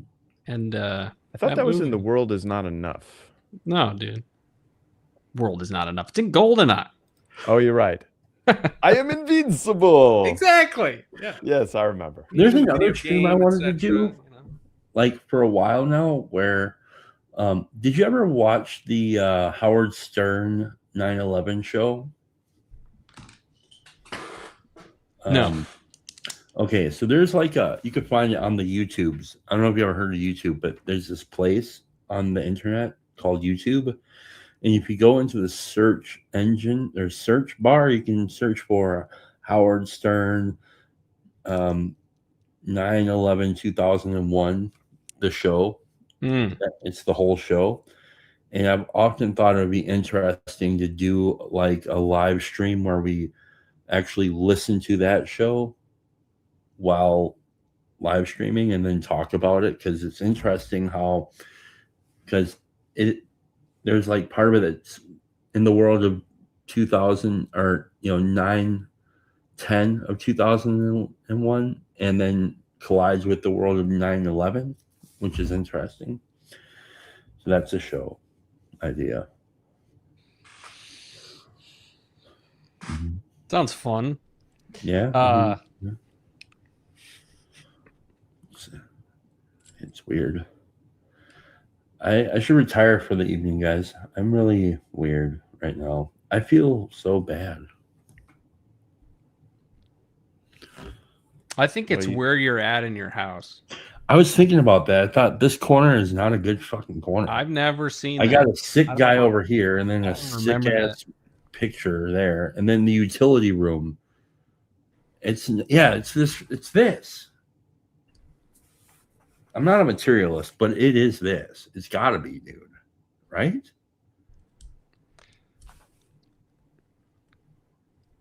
Something's I off hope in so. that. Something I'll say that I was talking about earlier today is, if you're like obsessed with the verticality, if you're obsessed with verticality, if you're obsessed with going to the top of the mountain, if you're obsessed with it's all about what's highest and how to get there, you're going to end up horizontal. Right. Basically. So, yeah, this is not a good corner. I can never do this again. I got to go. yeah. Now you've got my undivided attention. Look what you made me do. So what's up? Let's Doom. Yeah. Well, I was saying earlier that I've seen strange, surprising rebalances of the cosmic background, and it makes me a little less doomy in one sense. But I'm on the record as trust your doom, because doom meant fate. So it's just, I'll doom all the time. But like the expectation of bad things to happen in the future, whatever, my epistemic humility demands that I be a little less sure of what I think is going to happen. What are you thinking about? Yeah, I don't think anything.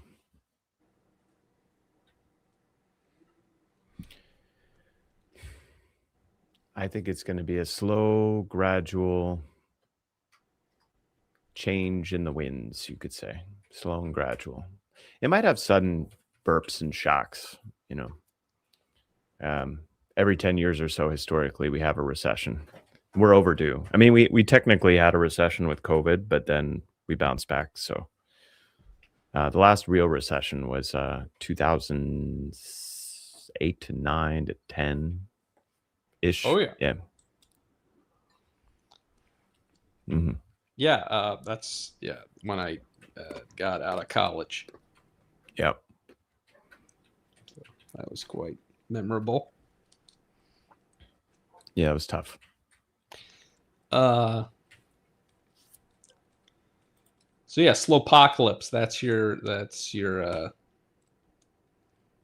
official position.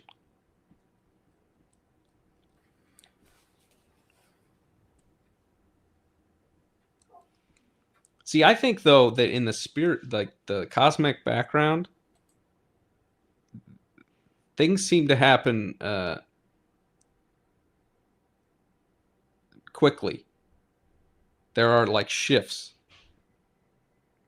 And there's a shift going on here. But like, do you remember when people were sharing that article about the Gooners? I don't know. I probably shouldn't even say the word, but you know what I'm talking about. I don't know any article, but There was an article, and that's how I found out about it. Whatever. But in the article, it was like, there's these people. They make things for each other, and they meet online, and then they want to meet in real life, and they get together in real life, and then they were having meetups and like weird symposias and things. Okay. So ignore all the disturbing parts about it. And it doesn't sound so different from other places on the internet. And then it's like, so then what's going on? And this is what I was talking about, where there's this clear desire to be, And we saw this play out at there was kind of a micro thing that played out at Southeastuary, because going into Southeastuary, it was like AI Doom was like peak, and people were kind of like freaking out, But then people started to say stuff at the thing, like Sherry said, because we'd all seen this folk musician, this banjo player, and she was like, all this AI is going to do is create a million people like this folk musician who are like trying to get to something real and embodied. And she was talking about the importance of learning songs knee to knee. She was like, you shouldn't even learn songs off YouTube or like off the internet. You got to learn knee to knee with another person. That's the only way to really learn a folk song. And then I knew that, you know, kind of the idea of folk music was itself kind of invented and wasn't exactly real. Like it was like at a time people kind of wanted to go back to something. So they kind of created this idea of what that thing was. And then they started doing it. And then she's kind of like doing that now. And then I was like, it just seemed clear that there was going to be this movement that's to a more embodied whatever. And then like very quickly, people went from like AI doom, really black pill, whatever, to like maybe the AI being bad will lead to good somehow, you know. And that was very interesting to watch happen very quickly in the spirit. And then it was like by the time we came out of there, it was like it had kind of changed for a lot of other people too. So I think the spirit's on the move. Man. Yeah, I hope so. It makes me think of two things. So number one is that I haven't seen AI do anything better than what the best people in that thing could do even 10 to 15 years ago. AI can do it faster, that's for sure. But so like the best AI generated animation, the best that I've seen, it's about as good as the best human animation I've seen, or maybe close to it. Maybe experts could spot that it's not as good, but it's not better. And that best human animation already existed like 10 to 15 years ago. Like I haven't noticed that any specific animation or CGI or special effects have gotten significantly better. While I'm like, wow, that's a major jump in the last 10 to 15 years. Haven't seen it. And in some cases, it's actually the special effects have gotten worse. So it's interesting that if anything, like the way I think of AI now is like as all horizontal, meaning it can't reach beyond the quality threshold of what's already existent. Not that I've seen so far. It can maybe fill in some gaps if people haven't.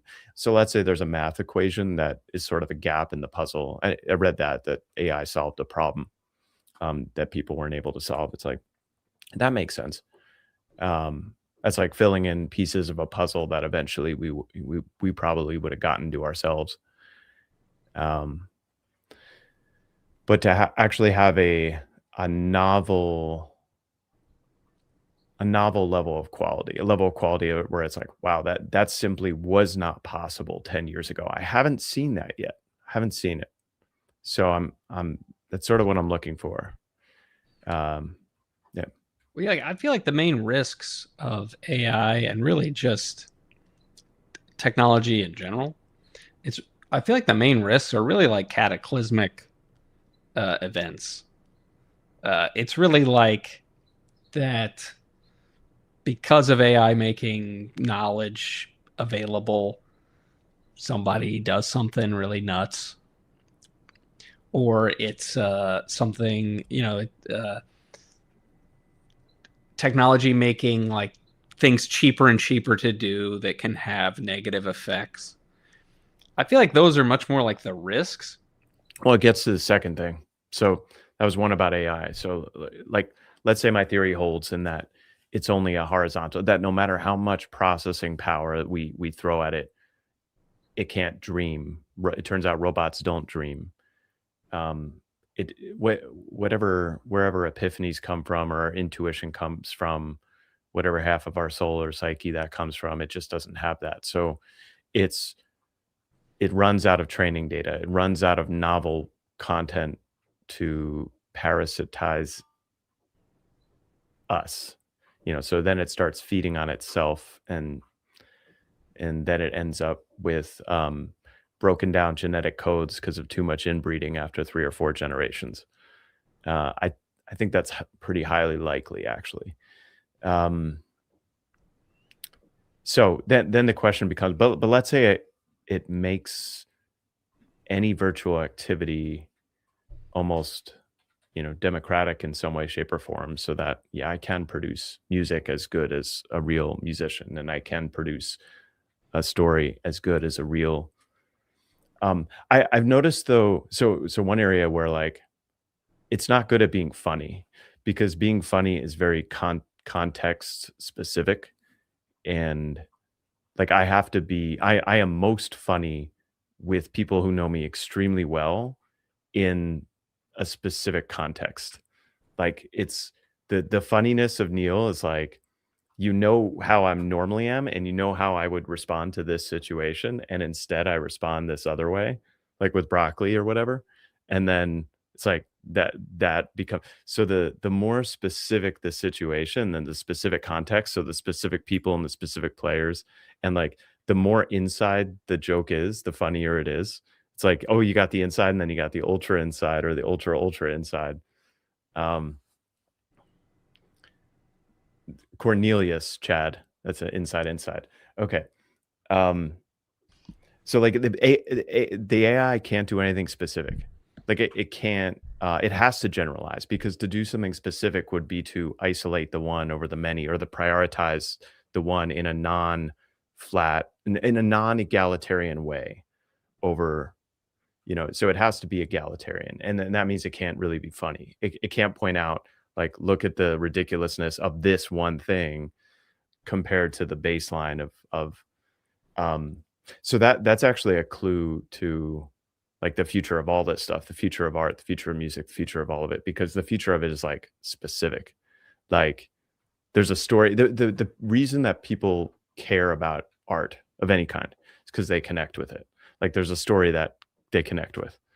Now it can't be bad, but like what separates out the successful artist from the not successful artist is like the successful who's of equally good quality is that people invest their care into something. Now, the reasons why people invest their care into something are mysterious and varied, and the Mona Lisa is like a perfect example of that. It's like this, it's a good painting, but it's like kind of an elusive, inexplicable expression, and which has mesmerized generations of people for 500 years. I almost go, like I don't want to state this because it's just like an intuition about how things can have strange results, or like there's a like I don't know if it's like a new agey idea or if it's a real Eastern idea, but there's this idea of like things are so yin, they're yang, and vice versa. And so it's like, is it possible that like with automation that the problem is that we just never went far enough with it? Is it that the horror is when it's like I, drive in railroad spikes and then I'm replaced by the machine that does it better than me, and it has a particular effect on my life because I die trying to like outcompete the thing? Or is it like, well, we just need to go far enough with automation. We just need to make ourselves almost completely useless. And that could lead to like the deepest awakening possible, because we would like finally have to. It's a half-baked idea. Anyway, Brett. Yeah, I think those are the things they all think on the positive side. There was a podcast I was watching, and the two guys mentioned that ChatGPT asked them today for their bank information. And because they dump a lot of data at it, and they use it to, compute a lot of stuff, and, like health stuff. And so So they're training their AIs to be more proficient as a tool for them to be helpful. Some are into finance, some are into, and they both said, yeah, they asked me for my bank information. And they were like, did you give it to it? No, neither did I. He said, but I'm thinking about it. And it's like the idea that right now we don't trust it. The longer we use it and the more it's accurate, just like a friend, which is the creepiest part of it, right? You begin to trust it because you realize, oh, it's kind of like self-driving car. Oh, there's a whole generation that would never let that happen. They wouldn't do it, period, the end. But then when you start seeing how trustworthy it is, you dip your toe into the trust factor, right? And so the bank thing was interesting because, they were joking around, what if it knows what you like and it just buys it? Because there's people on podcasts that say that. I want it to just buy this stuff for me and, it shows up at my door and I'm like, oh, that was nice. I did need that, or I did want that, and it knew I wanted it, type thing.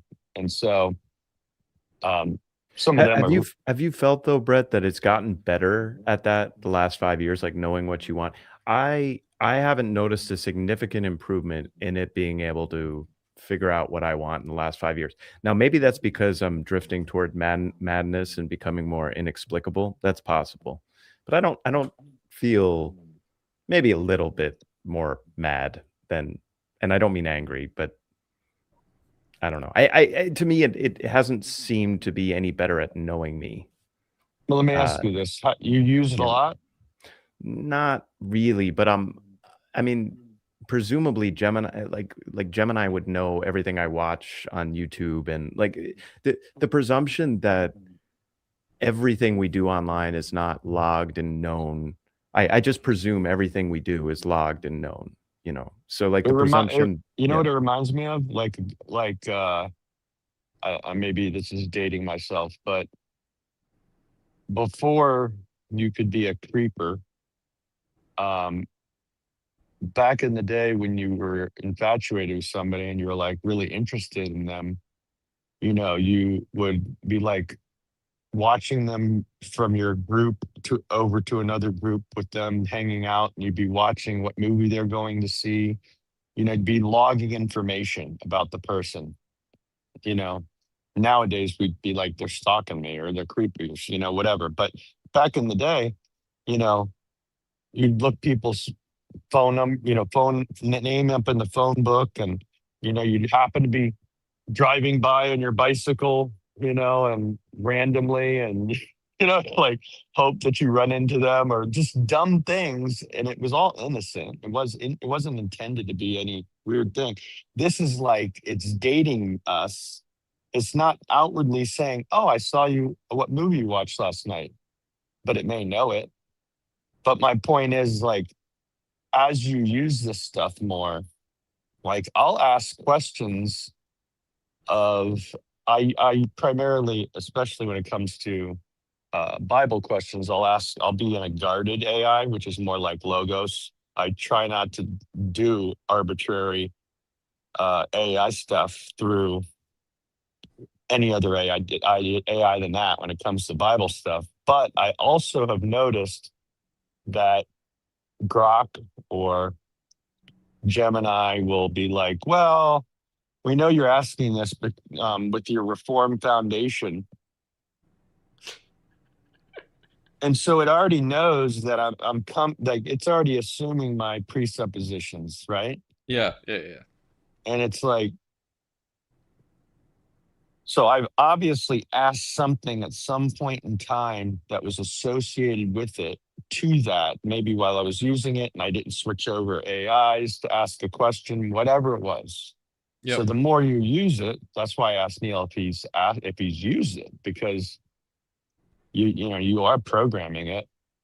I mean, that's what you're doing. And what I said in the comments earlier is the conversation evolved today to what happens, because they're learning off of us, right? So if I'm a scholar and I make a correction to the AI and say, no, I'm not talking about the 12 disciples. I'm talking about the 12 apostles, like trying to make some kind of distinction or clarification.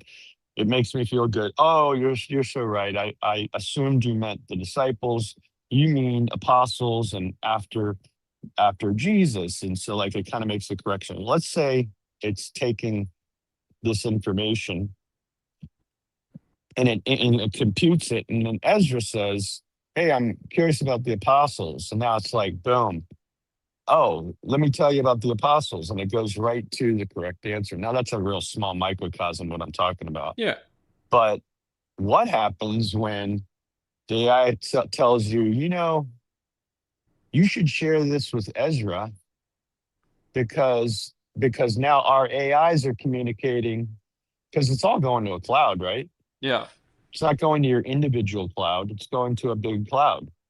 So it's saying, oh, he talks to Ezra. Hey, maybe he should recommend this to Ezra because Ezra is kind of tapping into this as well. And it'll give you a suggestion to tell my friend about this thing that I just researched through the AI, or maybe even suggest something I didn't even, you know what I mean? So I think like when your AI starts talking to my AI and it's starting to make connections, that's when it starts getting really weird, Well, yeah, that makes me think of I've basically heard two arguments of like where it's gonna go, and one was, Sam and Joseph.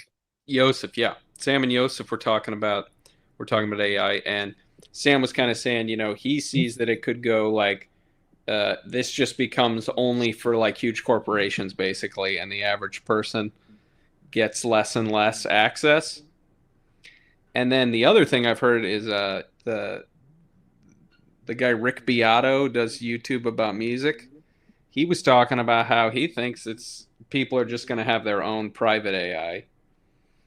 And it's going to be all the, like the small models that you can run on like a local thing, because he sees the connection to, he was a record producer and you used to have to go to the really expensive studio to do the recording, and you had to spend all this money to rent the space. So eventually it became you could just have your own computer and do it at home, and then that's what everybody wanted to do rather than spend all this money renting the big thing. And so he was like, I don't see how for the average person they're gonna like rent these data centers forever. They're gonna want their own thing at home. And so that it has to tap into something. The whole world isn't going to be in your pocket. It's just like the cloud. I mean, I say that now, and people thought maybe Steve Jobs in the 80s when he gave that lecture about cell phones, and then people were looking at him like, what are you talking about? Emails in Aspen, on the Aspen Mountains? What are you talking about? People couldn't conceive of a portable device in that realm. And this is the 80s. It's called his lost lecture. So I could say this sounds crazy, right? But maybe computing gets to the point where you could do that. And I guess that's another way. But see, that was the thing. They were encouraging the cloud idea and the server idea in the 80s before it had even become a thing. And then now people are resorting back to wanting their local, because they don't want it in the cloud. And it's just a weird back and forth. I don't know, man. I just don't like the personal stuff. I don't like people using it for the interaction that we need from other people. I don't want, like friends of mine that have named their AIs, just joking around. Yeah, I ain't talking to my AI about any of y'all. Yeah, like they'll name it though. I think it's good that it becomes, this is going to sound weird. I mean, it could be judged, but that's okay. I think it's good that having real people as friends becomes a status symbol. Something to strive for. It's uncool to talk to AI like a person. It's actually uncool to do that. Don't be a fool. Stay in school. Don't do drugs, kids. You know. No, I'm serious. Like, more. Oh, Don't you've make talked love to to AI a lot. radioactive cigarettes when you've been alone for 5 years. What? Scott, what are you bringing to the table? What about the control aspect? I mean, that's the thing that gets me. I think of all the stories in the Bible where it's like, do this or else. And we've kind of already seen that with like the banks and stuff. Like they just shut off your accounts. Yeah. Like imagine that kind of control during COVID, where they just said, you're not allowed to travel 5 miles outside of your home. Yeah. That means you can only go to these 2 grocery stores, and we will only turn on your money for these 2 grocery stores. That's where I see this thing going. Well, that's a little bit where, and I could be completely wrong, but where I get a little bit like so doomed, I kind of flip the other way, where part of me starts to wonder, like, did they overplay their hand with COVID here? Because it's like there was so much trust in the system, and then it's like on the other side of it, I wonder, it's like, because you hear these things, people are like, oh, they're going to do another one, or like they've got the next one set up or whatever. And I'm like, can they even pull this off again? Like, I think they're going to have to innovate because there's too many people in America for them to do what they did to Canada, for instance. And I know we got Canadians in the corner. When COVID happened, and the truckers decided they were going to protest, which is some very American-esque, the whole protest thing. They were shutting their bank accounts, they stopping their access to getting their money, these people. So it's like, if they tried that crap in the U.S., I'm going to tell you, they're going to self-fulfill. They're going to self-prophesize a civil war because Americans don't play like that. I'm not saying Canadians do either. I'm just saying there's far too many of us for them to play like that. Well, it's just interesting because I tend to think about it as like, I never think they wouldn't, right? If they could. Okay. I don't think I've ever thought that. But I do think like there's trade-offs, and it's like, well, if the kind of spirit of the times changes enough and people are a little bit, it just like it depends on how conspiratorial we want to go. I mean, because sometimes I just say like, well, I'm glad that I'm in the half of the one world government that's branded freedom, because at least this side's branded free, so we have to have a little bit of freedom. That's part of the marketing, Let's go down this rabbit hole, man. This is a conspiracy, no judgment zone, bro. Let's do this.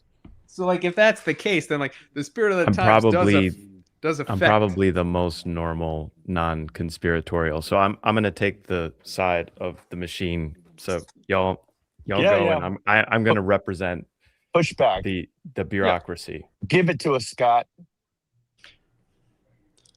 Me, Ezra was going. Oh well, yeah, I was just gonna say that like I think that it's like if the reaction to things is strong enough, if things move a certain way, it just becomes more difficult for certain realities to get instantiated. So, how free the future will be, or how not free it'll be, might have more to do with the cosmic background religion, the spirit of the times, which can be affected by stuff like just being bros with other people. And maybe that's where we can affect what the future will be. I would say Canada's, hunger. yeah. Hunger. hunger changes. Yeah. What kind of person you can be. If you're not able to buy or sell because they've shut off your bank accounts. Yeah. Hunger changes who you're going to be, especially in a day of going from vast abundance, which we're getting a very clear realization of how much abundance is in this country with all these people coming over from Europe. Like, we don't even know how abundant we have it. I And feel then like if the that's all- conspiracy just played out. No, Scott's that- 100% right. You that know, I this is don't understand. why this is why the Romans controlled the masses with bread. 100%. Telling Well- you, Canada's been trying to take us out for 10 years, and I think JVP, John Vervaeke, Jonathan Cho, and Tom McDonald are all operatives that have been trying to make us crazy. And that's all I got to say. Have you ever listened to the Tragically Hip? Any guys ever heard of the band The Tragically Hip? No. Well, they would probably have been agents as well because they're a Canadian band. It's quite good. I keep thinking of Canadian Bacon. It's an older movie. Be careful. Oh. I've hung See, out like with a lot of movies like Canadians that on the get into golf the course. zeitgeist. Movies Well, like I've that, met a lot of them. you know, and it's like, because isn't that movie like they, in order to try to get a political win, they like start a war with Canada? Isn't that Canadian? Yeah. So you know, well, you know, and I think, I don't know. This gets me thinking about how I think a lot of stuff with aliens is like we need to get this energy of the people who are perceptive and willing to question the machine. Like we need to get their attention just focused over there. That's kind of how that plays out to me, but I could be wrong. I think of some of the like almost like you create sinkholes for attention, you know, and then and then I think about how a lot of the big conspiracies, it's like we don't know what there's something going on in there. Like there's something in that box. There's something in that Area 51. What's good? There's something in those files. And it's just like as long as you're trying to see what's in those files, You're not looking behind you. yeah, and it's like, Yeah. you know, did you This is why I feel like AI is a bigger thing than the whole alien thing. That's why I took such a stand against this crap about aliens, because I worked for, I'm not going to mention it, a power company. I worked at a facility where a nuke facility, and there was a newspaper report saying there was the Turinium leaking into a bay, and it only comes from nuclear. This is a sealed system. How is it possible? And so this story was leaked, or I say leaked. First, the story was broke, and it went out to the papers, and all the people went nuts. Oh, we got a problem. Oh, this is a problem. And they demanded their legislation to tell the power company they need to fix this problem. And so in the rules of the power company, they had a clause that they are not allowed to raise the power cost for the consumer more than like 1% on your bill per year or something like that. But the clause was, if there was ever something that they had to financially fund from an environmental protection thing, they could open up the regulations to 3 and 4%. Mm-hmm. And comes to find out, this story was leaked by them, which was untrue. And they were uselessly spending millions and millions of dollars on drilling wells to fix this problem. And they knew that this was a waste of money, but it allowed them to open up taps double and triple the amount they normally were from the money to fund power, to charge for power. So the cost of them doing that was way more beneficial to their coffers financially. Yeah. And that's a good example of look over here while they do something. So they do these in microcosms. And so like the whole alien thing, it's like, come on, man. Like, again, whatever. Well, I Are think they, that are they there? Are they not? Whatever. That's not my concern. My concern is what we're supposed to be focused on for the next 3 years, and what they've been telling us, and how advanced this AI is getting, how quick it's getting, and the ramifications of how it's going to affect us and jobs and stuff like that. I think is probably a more important thing to focus on. But they don't want you focusing on that much anymore. Well, yeah, and I think it's like you can see in our conversation about AI that it's like we see that threat to real human connection. You know, like it's one thing. You know, the threat to work makes a lot of sense. Then the threat to like, you know, it's getting between me and other people. It's getting between me and my friend group. It's harder to see how the alien story could really get between people in the same way, unless there's like aliens walking down the street with weapons or something. Mark, what are you thinking? Oh man, I don't know if I'm making a big mistake. If I would make a big mistake if I start rambling. Because not that I would like cause controversy. I think I would just bore people, and then like that any vestige of respect that they had for me would go lower. Well, I think you'd be in good company on the rest of this stream. Well, been a mistake. I just I'm a diabetic. I have a low blood sugar right now because I took too much insulin. But so I'm gonna blame mental lameness on that. But I put in the comments that conspiracy theories are conspiracies too, and because I feel like I went starting right after Trump in 2017 or right after his election. I started going down the rabbit holes, and I just followed all of them until I got to the point that the conspiracy theories are conspiracies. Well, actually, I gotta go. Thank you. Take care. No, but I see what he's saying, right? You know, like enough empty holes, but you spend all the time burrowing down them. Meanwhile, there is actually one that is deeper and darker than you know. Well, and also it's like because I think about it in terms of also like magicians and how magic works and how like how creating illusions works, how controlling people's minds work, you know.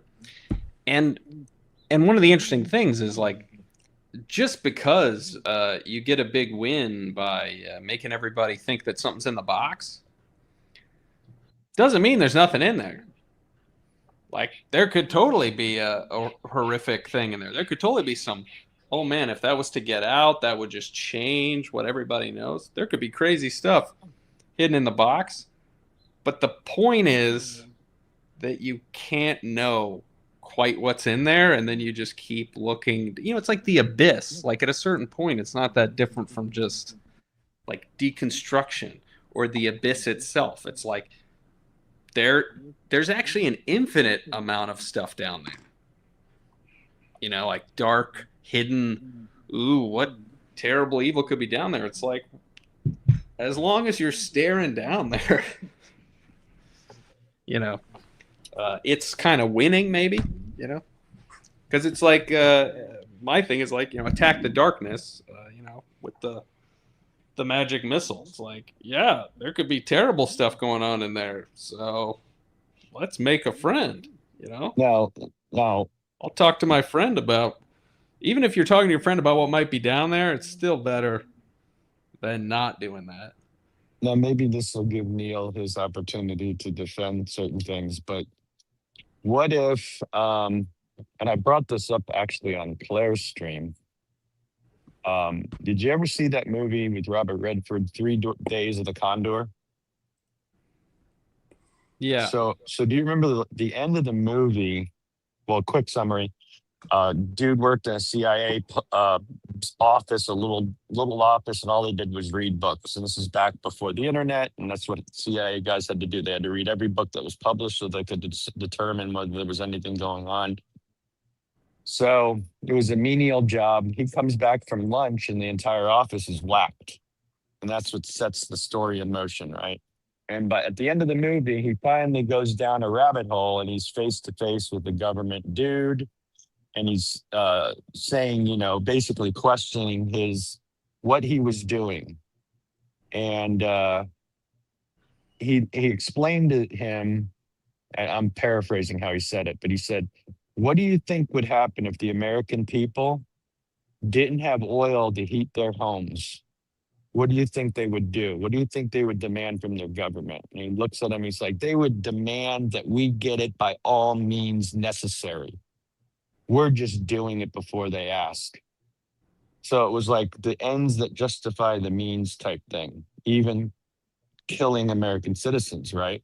So I guess my question would be, what if there are these things going on that are for the betterment of us, and we're just stupid little children in our conspiracy bubbles freaking out about the what ifs, when in fact we don't have the entire story at all. And the entire story actually is a thing that we would actually sign up for, whether it's immoral or not, like Scott said about the bread thing, people do behave strangely when it affects your home and your family.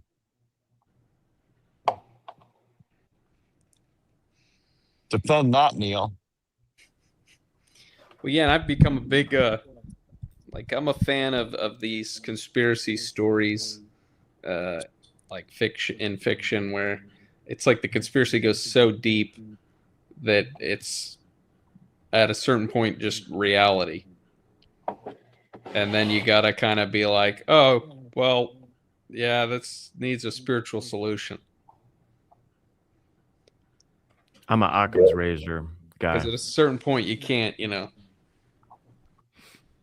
Go ahead, explain to the dumb people what Occam's razor is. I'm aware. The simplest explanation is most likely the right one.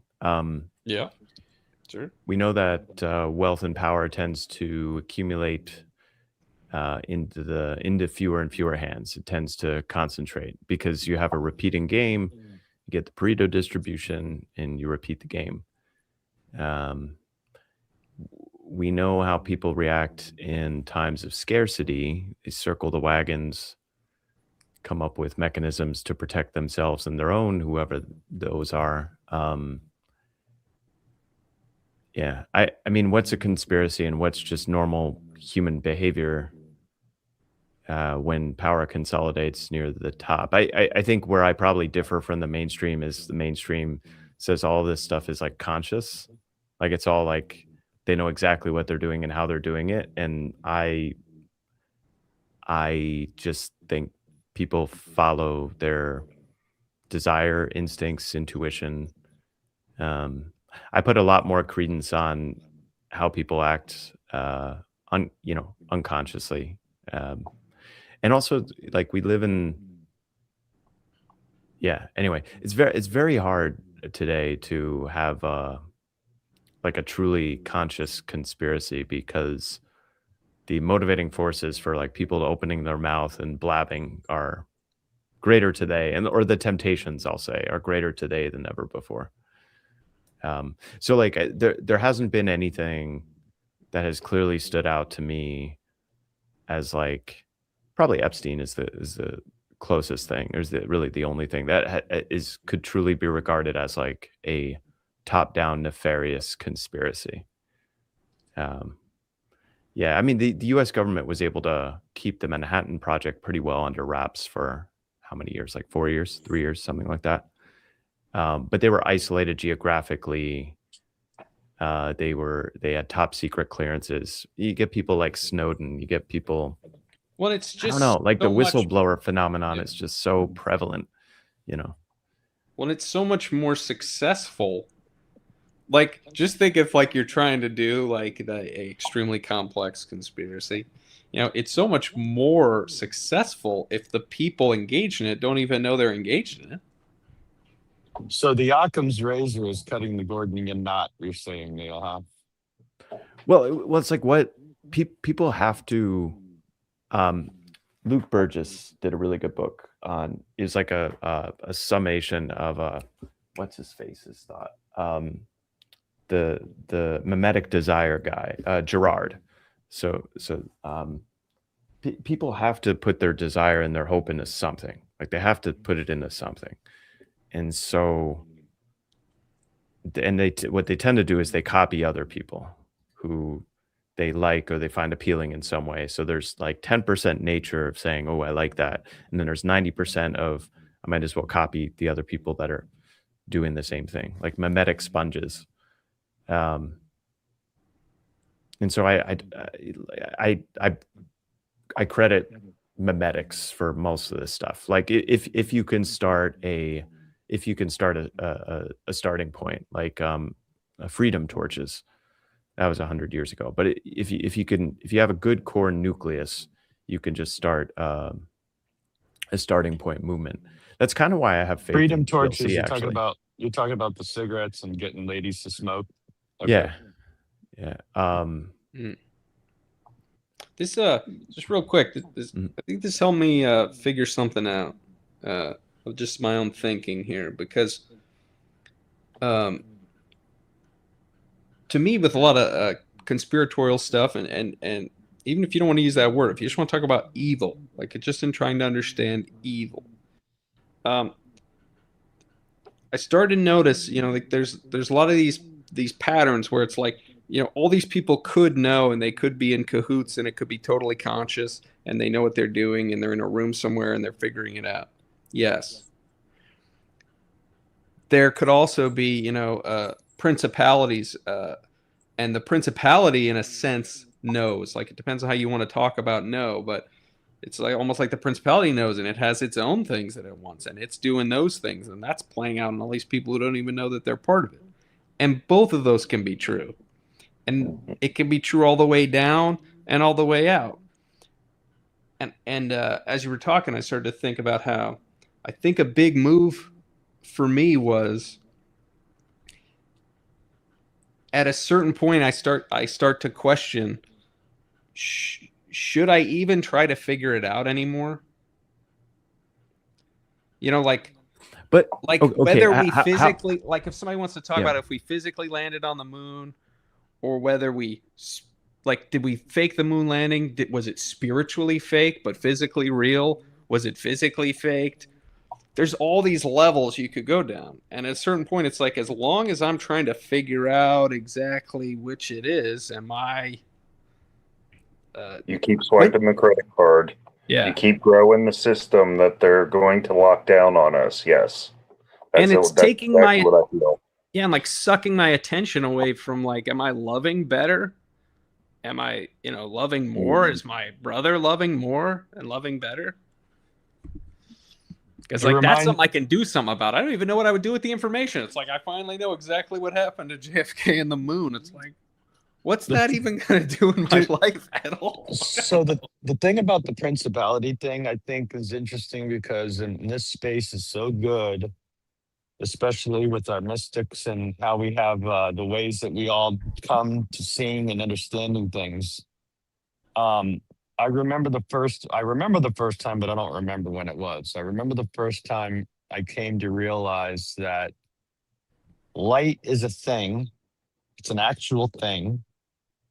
And darkness is not a thing. It's the absence of light, period. And same with evil, right? Good, right? Holy. This is a thing. In the absence of holy, the absence of God is the evil. So the idea that if we're a Christian, we know where we are where we can find our sanity is being in and among people that believe the holy, that see the holy, and we really can. You could debate whether who's a Christian or what, but you know who is spiritually sane when it's like they glow. It's like they have this thing about them that is so special when you interact with them in real life, right? Have you ever noticed that? And then you stumble into the conversation and you realize that they're a Christian or they're going to the church that you go to and you just haven't met them, or they're going to a family's church, or whatever it is. It's all of a sudden that serendipity moment, right? So my thing is that this whole principality thing, these evil people, these people that are heartless or godless or whatever, it is pretty obvious who's being manipulated by these premises. That's how I see it. And I mean, I'm not an elected official. I'm not in the sphere close rubbing elbows with these people that are being manipulated evilly, right? But I feel like those people, I trust God has people that are gifted in those things, that are Christian, that are in those spaces. And they are seeing what needs to be seen. Go ahead, Scott. I just want to say one thing, though. It's the only thing evil needs to succeed is the one good person in the room not to stand up. Yeah. We have had multiple generations of stay in your lane. You're not an expert. What are you doing talking about this thing?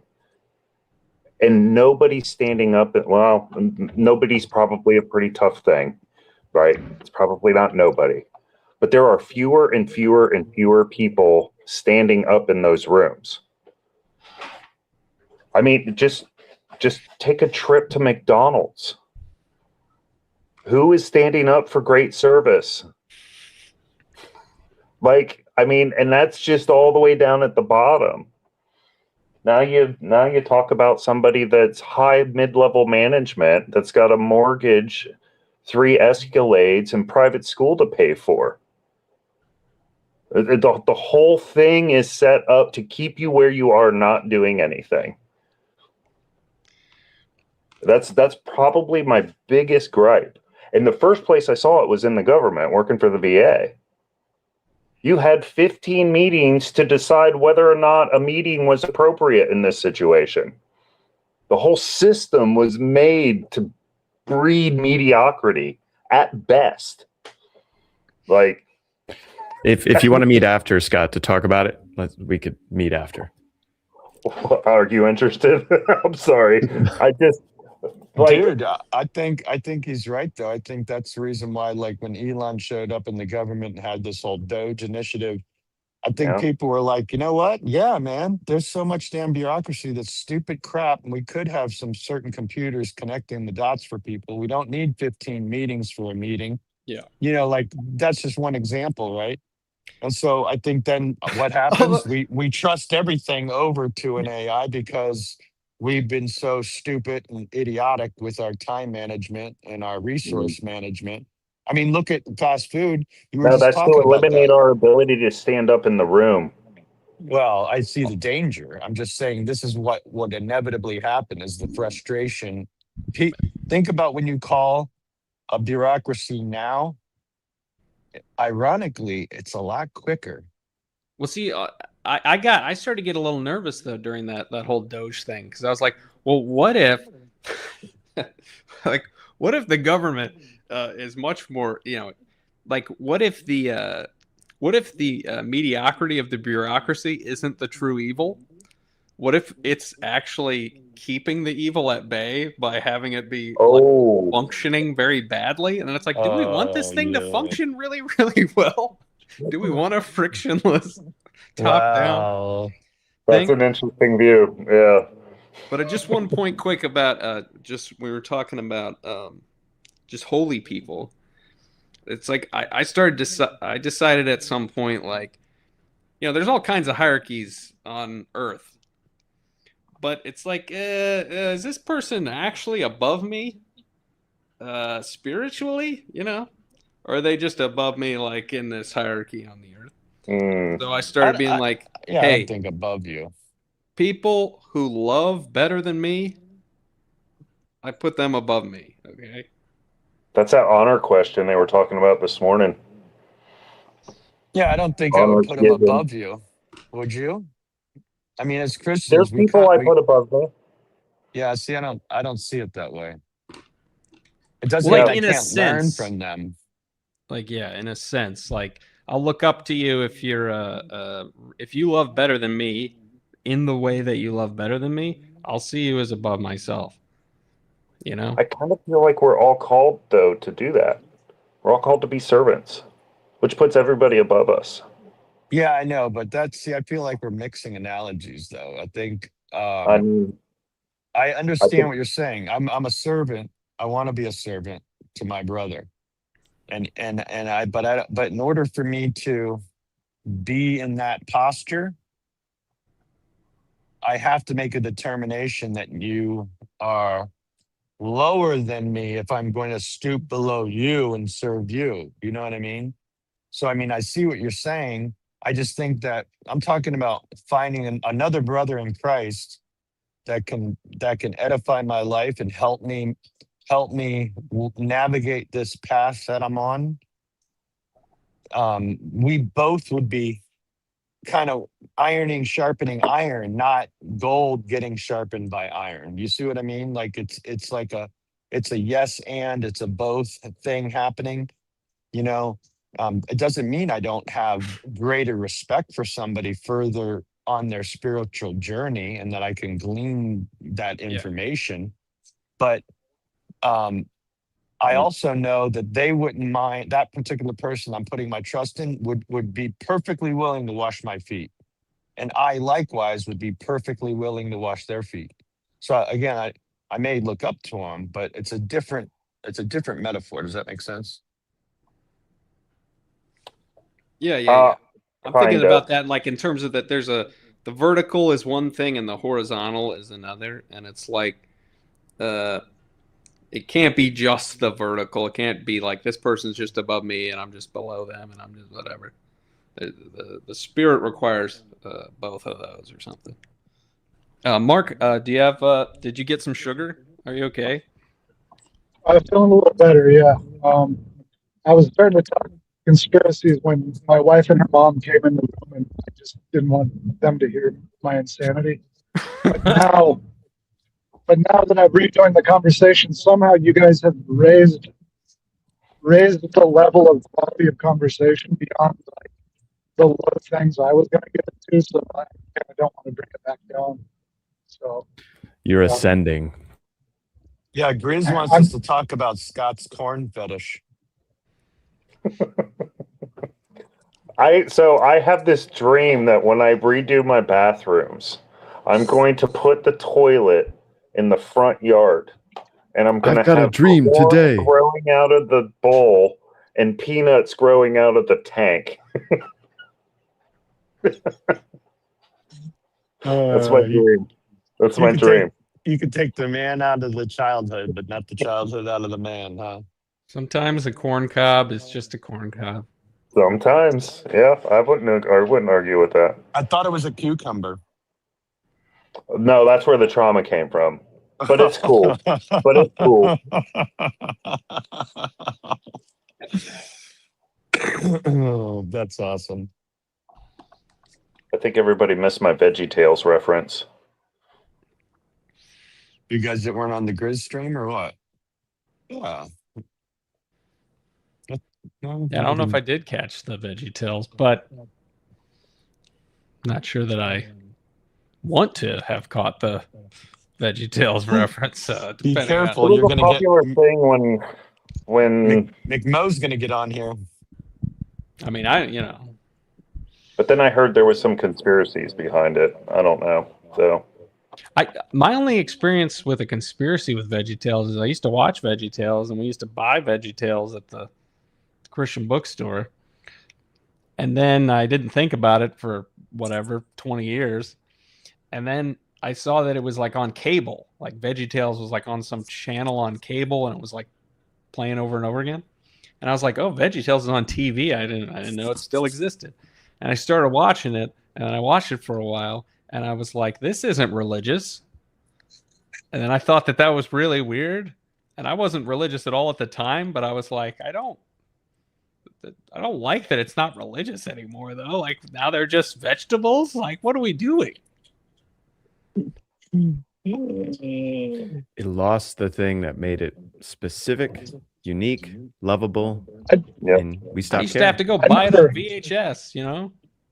I never knew that arc of VeggieTales. I never knew they deconstructed like that. Oh, that's awesome. Maybe they'll reconstruct, and it'll be part of the... Maybe they'll come in with a Maybe they just say TLC. it's valid. Are you kidding me? These kids are not interested in normal cartoons as much as we were. I mean, Normal. yeah. The window's gotten a lot smaller for them to be interested in that. They'll probably become orthodox. Yeah, we need Orthodox VeggieTales. But They must have beards. Iconographic veggies. Oh They're- boy. they're catechumen zealots on YouTube. You're gonna force all the Protestants into the desert. My only issue with the icons is that when the baby looks old in the face. Like, I get it mentally why you would go with this decision. It makes sense. It might even be correct. It might be. I'm not used to it. It's the kissing for me. It's the kissing of them. I always find it weird that to me, and What if again, they as an- stopped at hugging? at what? At hugging Oh, or holding hands? I'm just kidding. yeah. I Still always didn't found. More American. Don't you find it bizarre though that like we went in this evolution of art where it was as best as they could do to reproduce the real, and then we did get really, really good with statues and with paintings that were so realistic. It was amazing a human hand could do this with paint or with a chisel, you know, and we were in awe at the skill and talent. But yet now, I don't know, when I look at what they call icons, it seems like very two-dimensional, and I don't know. It's not, to me. I don't find it as appealing of art as somebody trying to achieve the surreal of real in art. But maybe that's because I'm more of a realist than an abstract lover. You ever seen any of the Salvador Dali paintings that he did of Christ? They're very interesting. Oh, not of Christ. There's not the one of Christ. There's a particular one of it's of Mary, and she has kind of like a section out of her. It's like a square out of her. I think I know what you're talking about. And Go in the ahead. square is the child, and the child has a square, and in the child square is the bread. Oh, brought it back. Well done. And that's leavening. Nice. All right, guys. I'm running low on my social spoons here, so Yeah, like Liz said, you might want to click this ortho section. well, we got to get got to get some more viewers. Some, but yeah, thank you all for coming, and thanks for stopping by and helping with our discussion of the leavening. I hope I to got- leaven. I where got am. daylight still. Somebody needs to keep going. Yeah, maybe somebody I gotta else go can. to bed. Maybe I we work can in the morning. pass the train on somewhere else. But Train in vain. But yeah, and all right, so yeah, we're gonna write it out here. I'm gonna you know, this is where I think things are going to go, and then we'll take the train. So They're feeling that there'll be these pockets of light springing up in different parts of the world, and that these will be, in a way, invisible planets on this planet. And that as we, or the world, grow colder, we can take invisible space journeys to these different planets, refuel for what it is we need to do on the planet itself, and come back. And come back. And come back. And it's their feeling that there have to be centers now where people can come and reconstruct a new future for the world.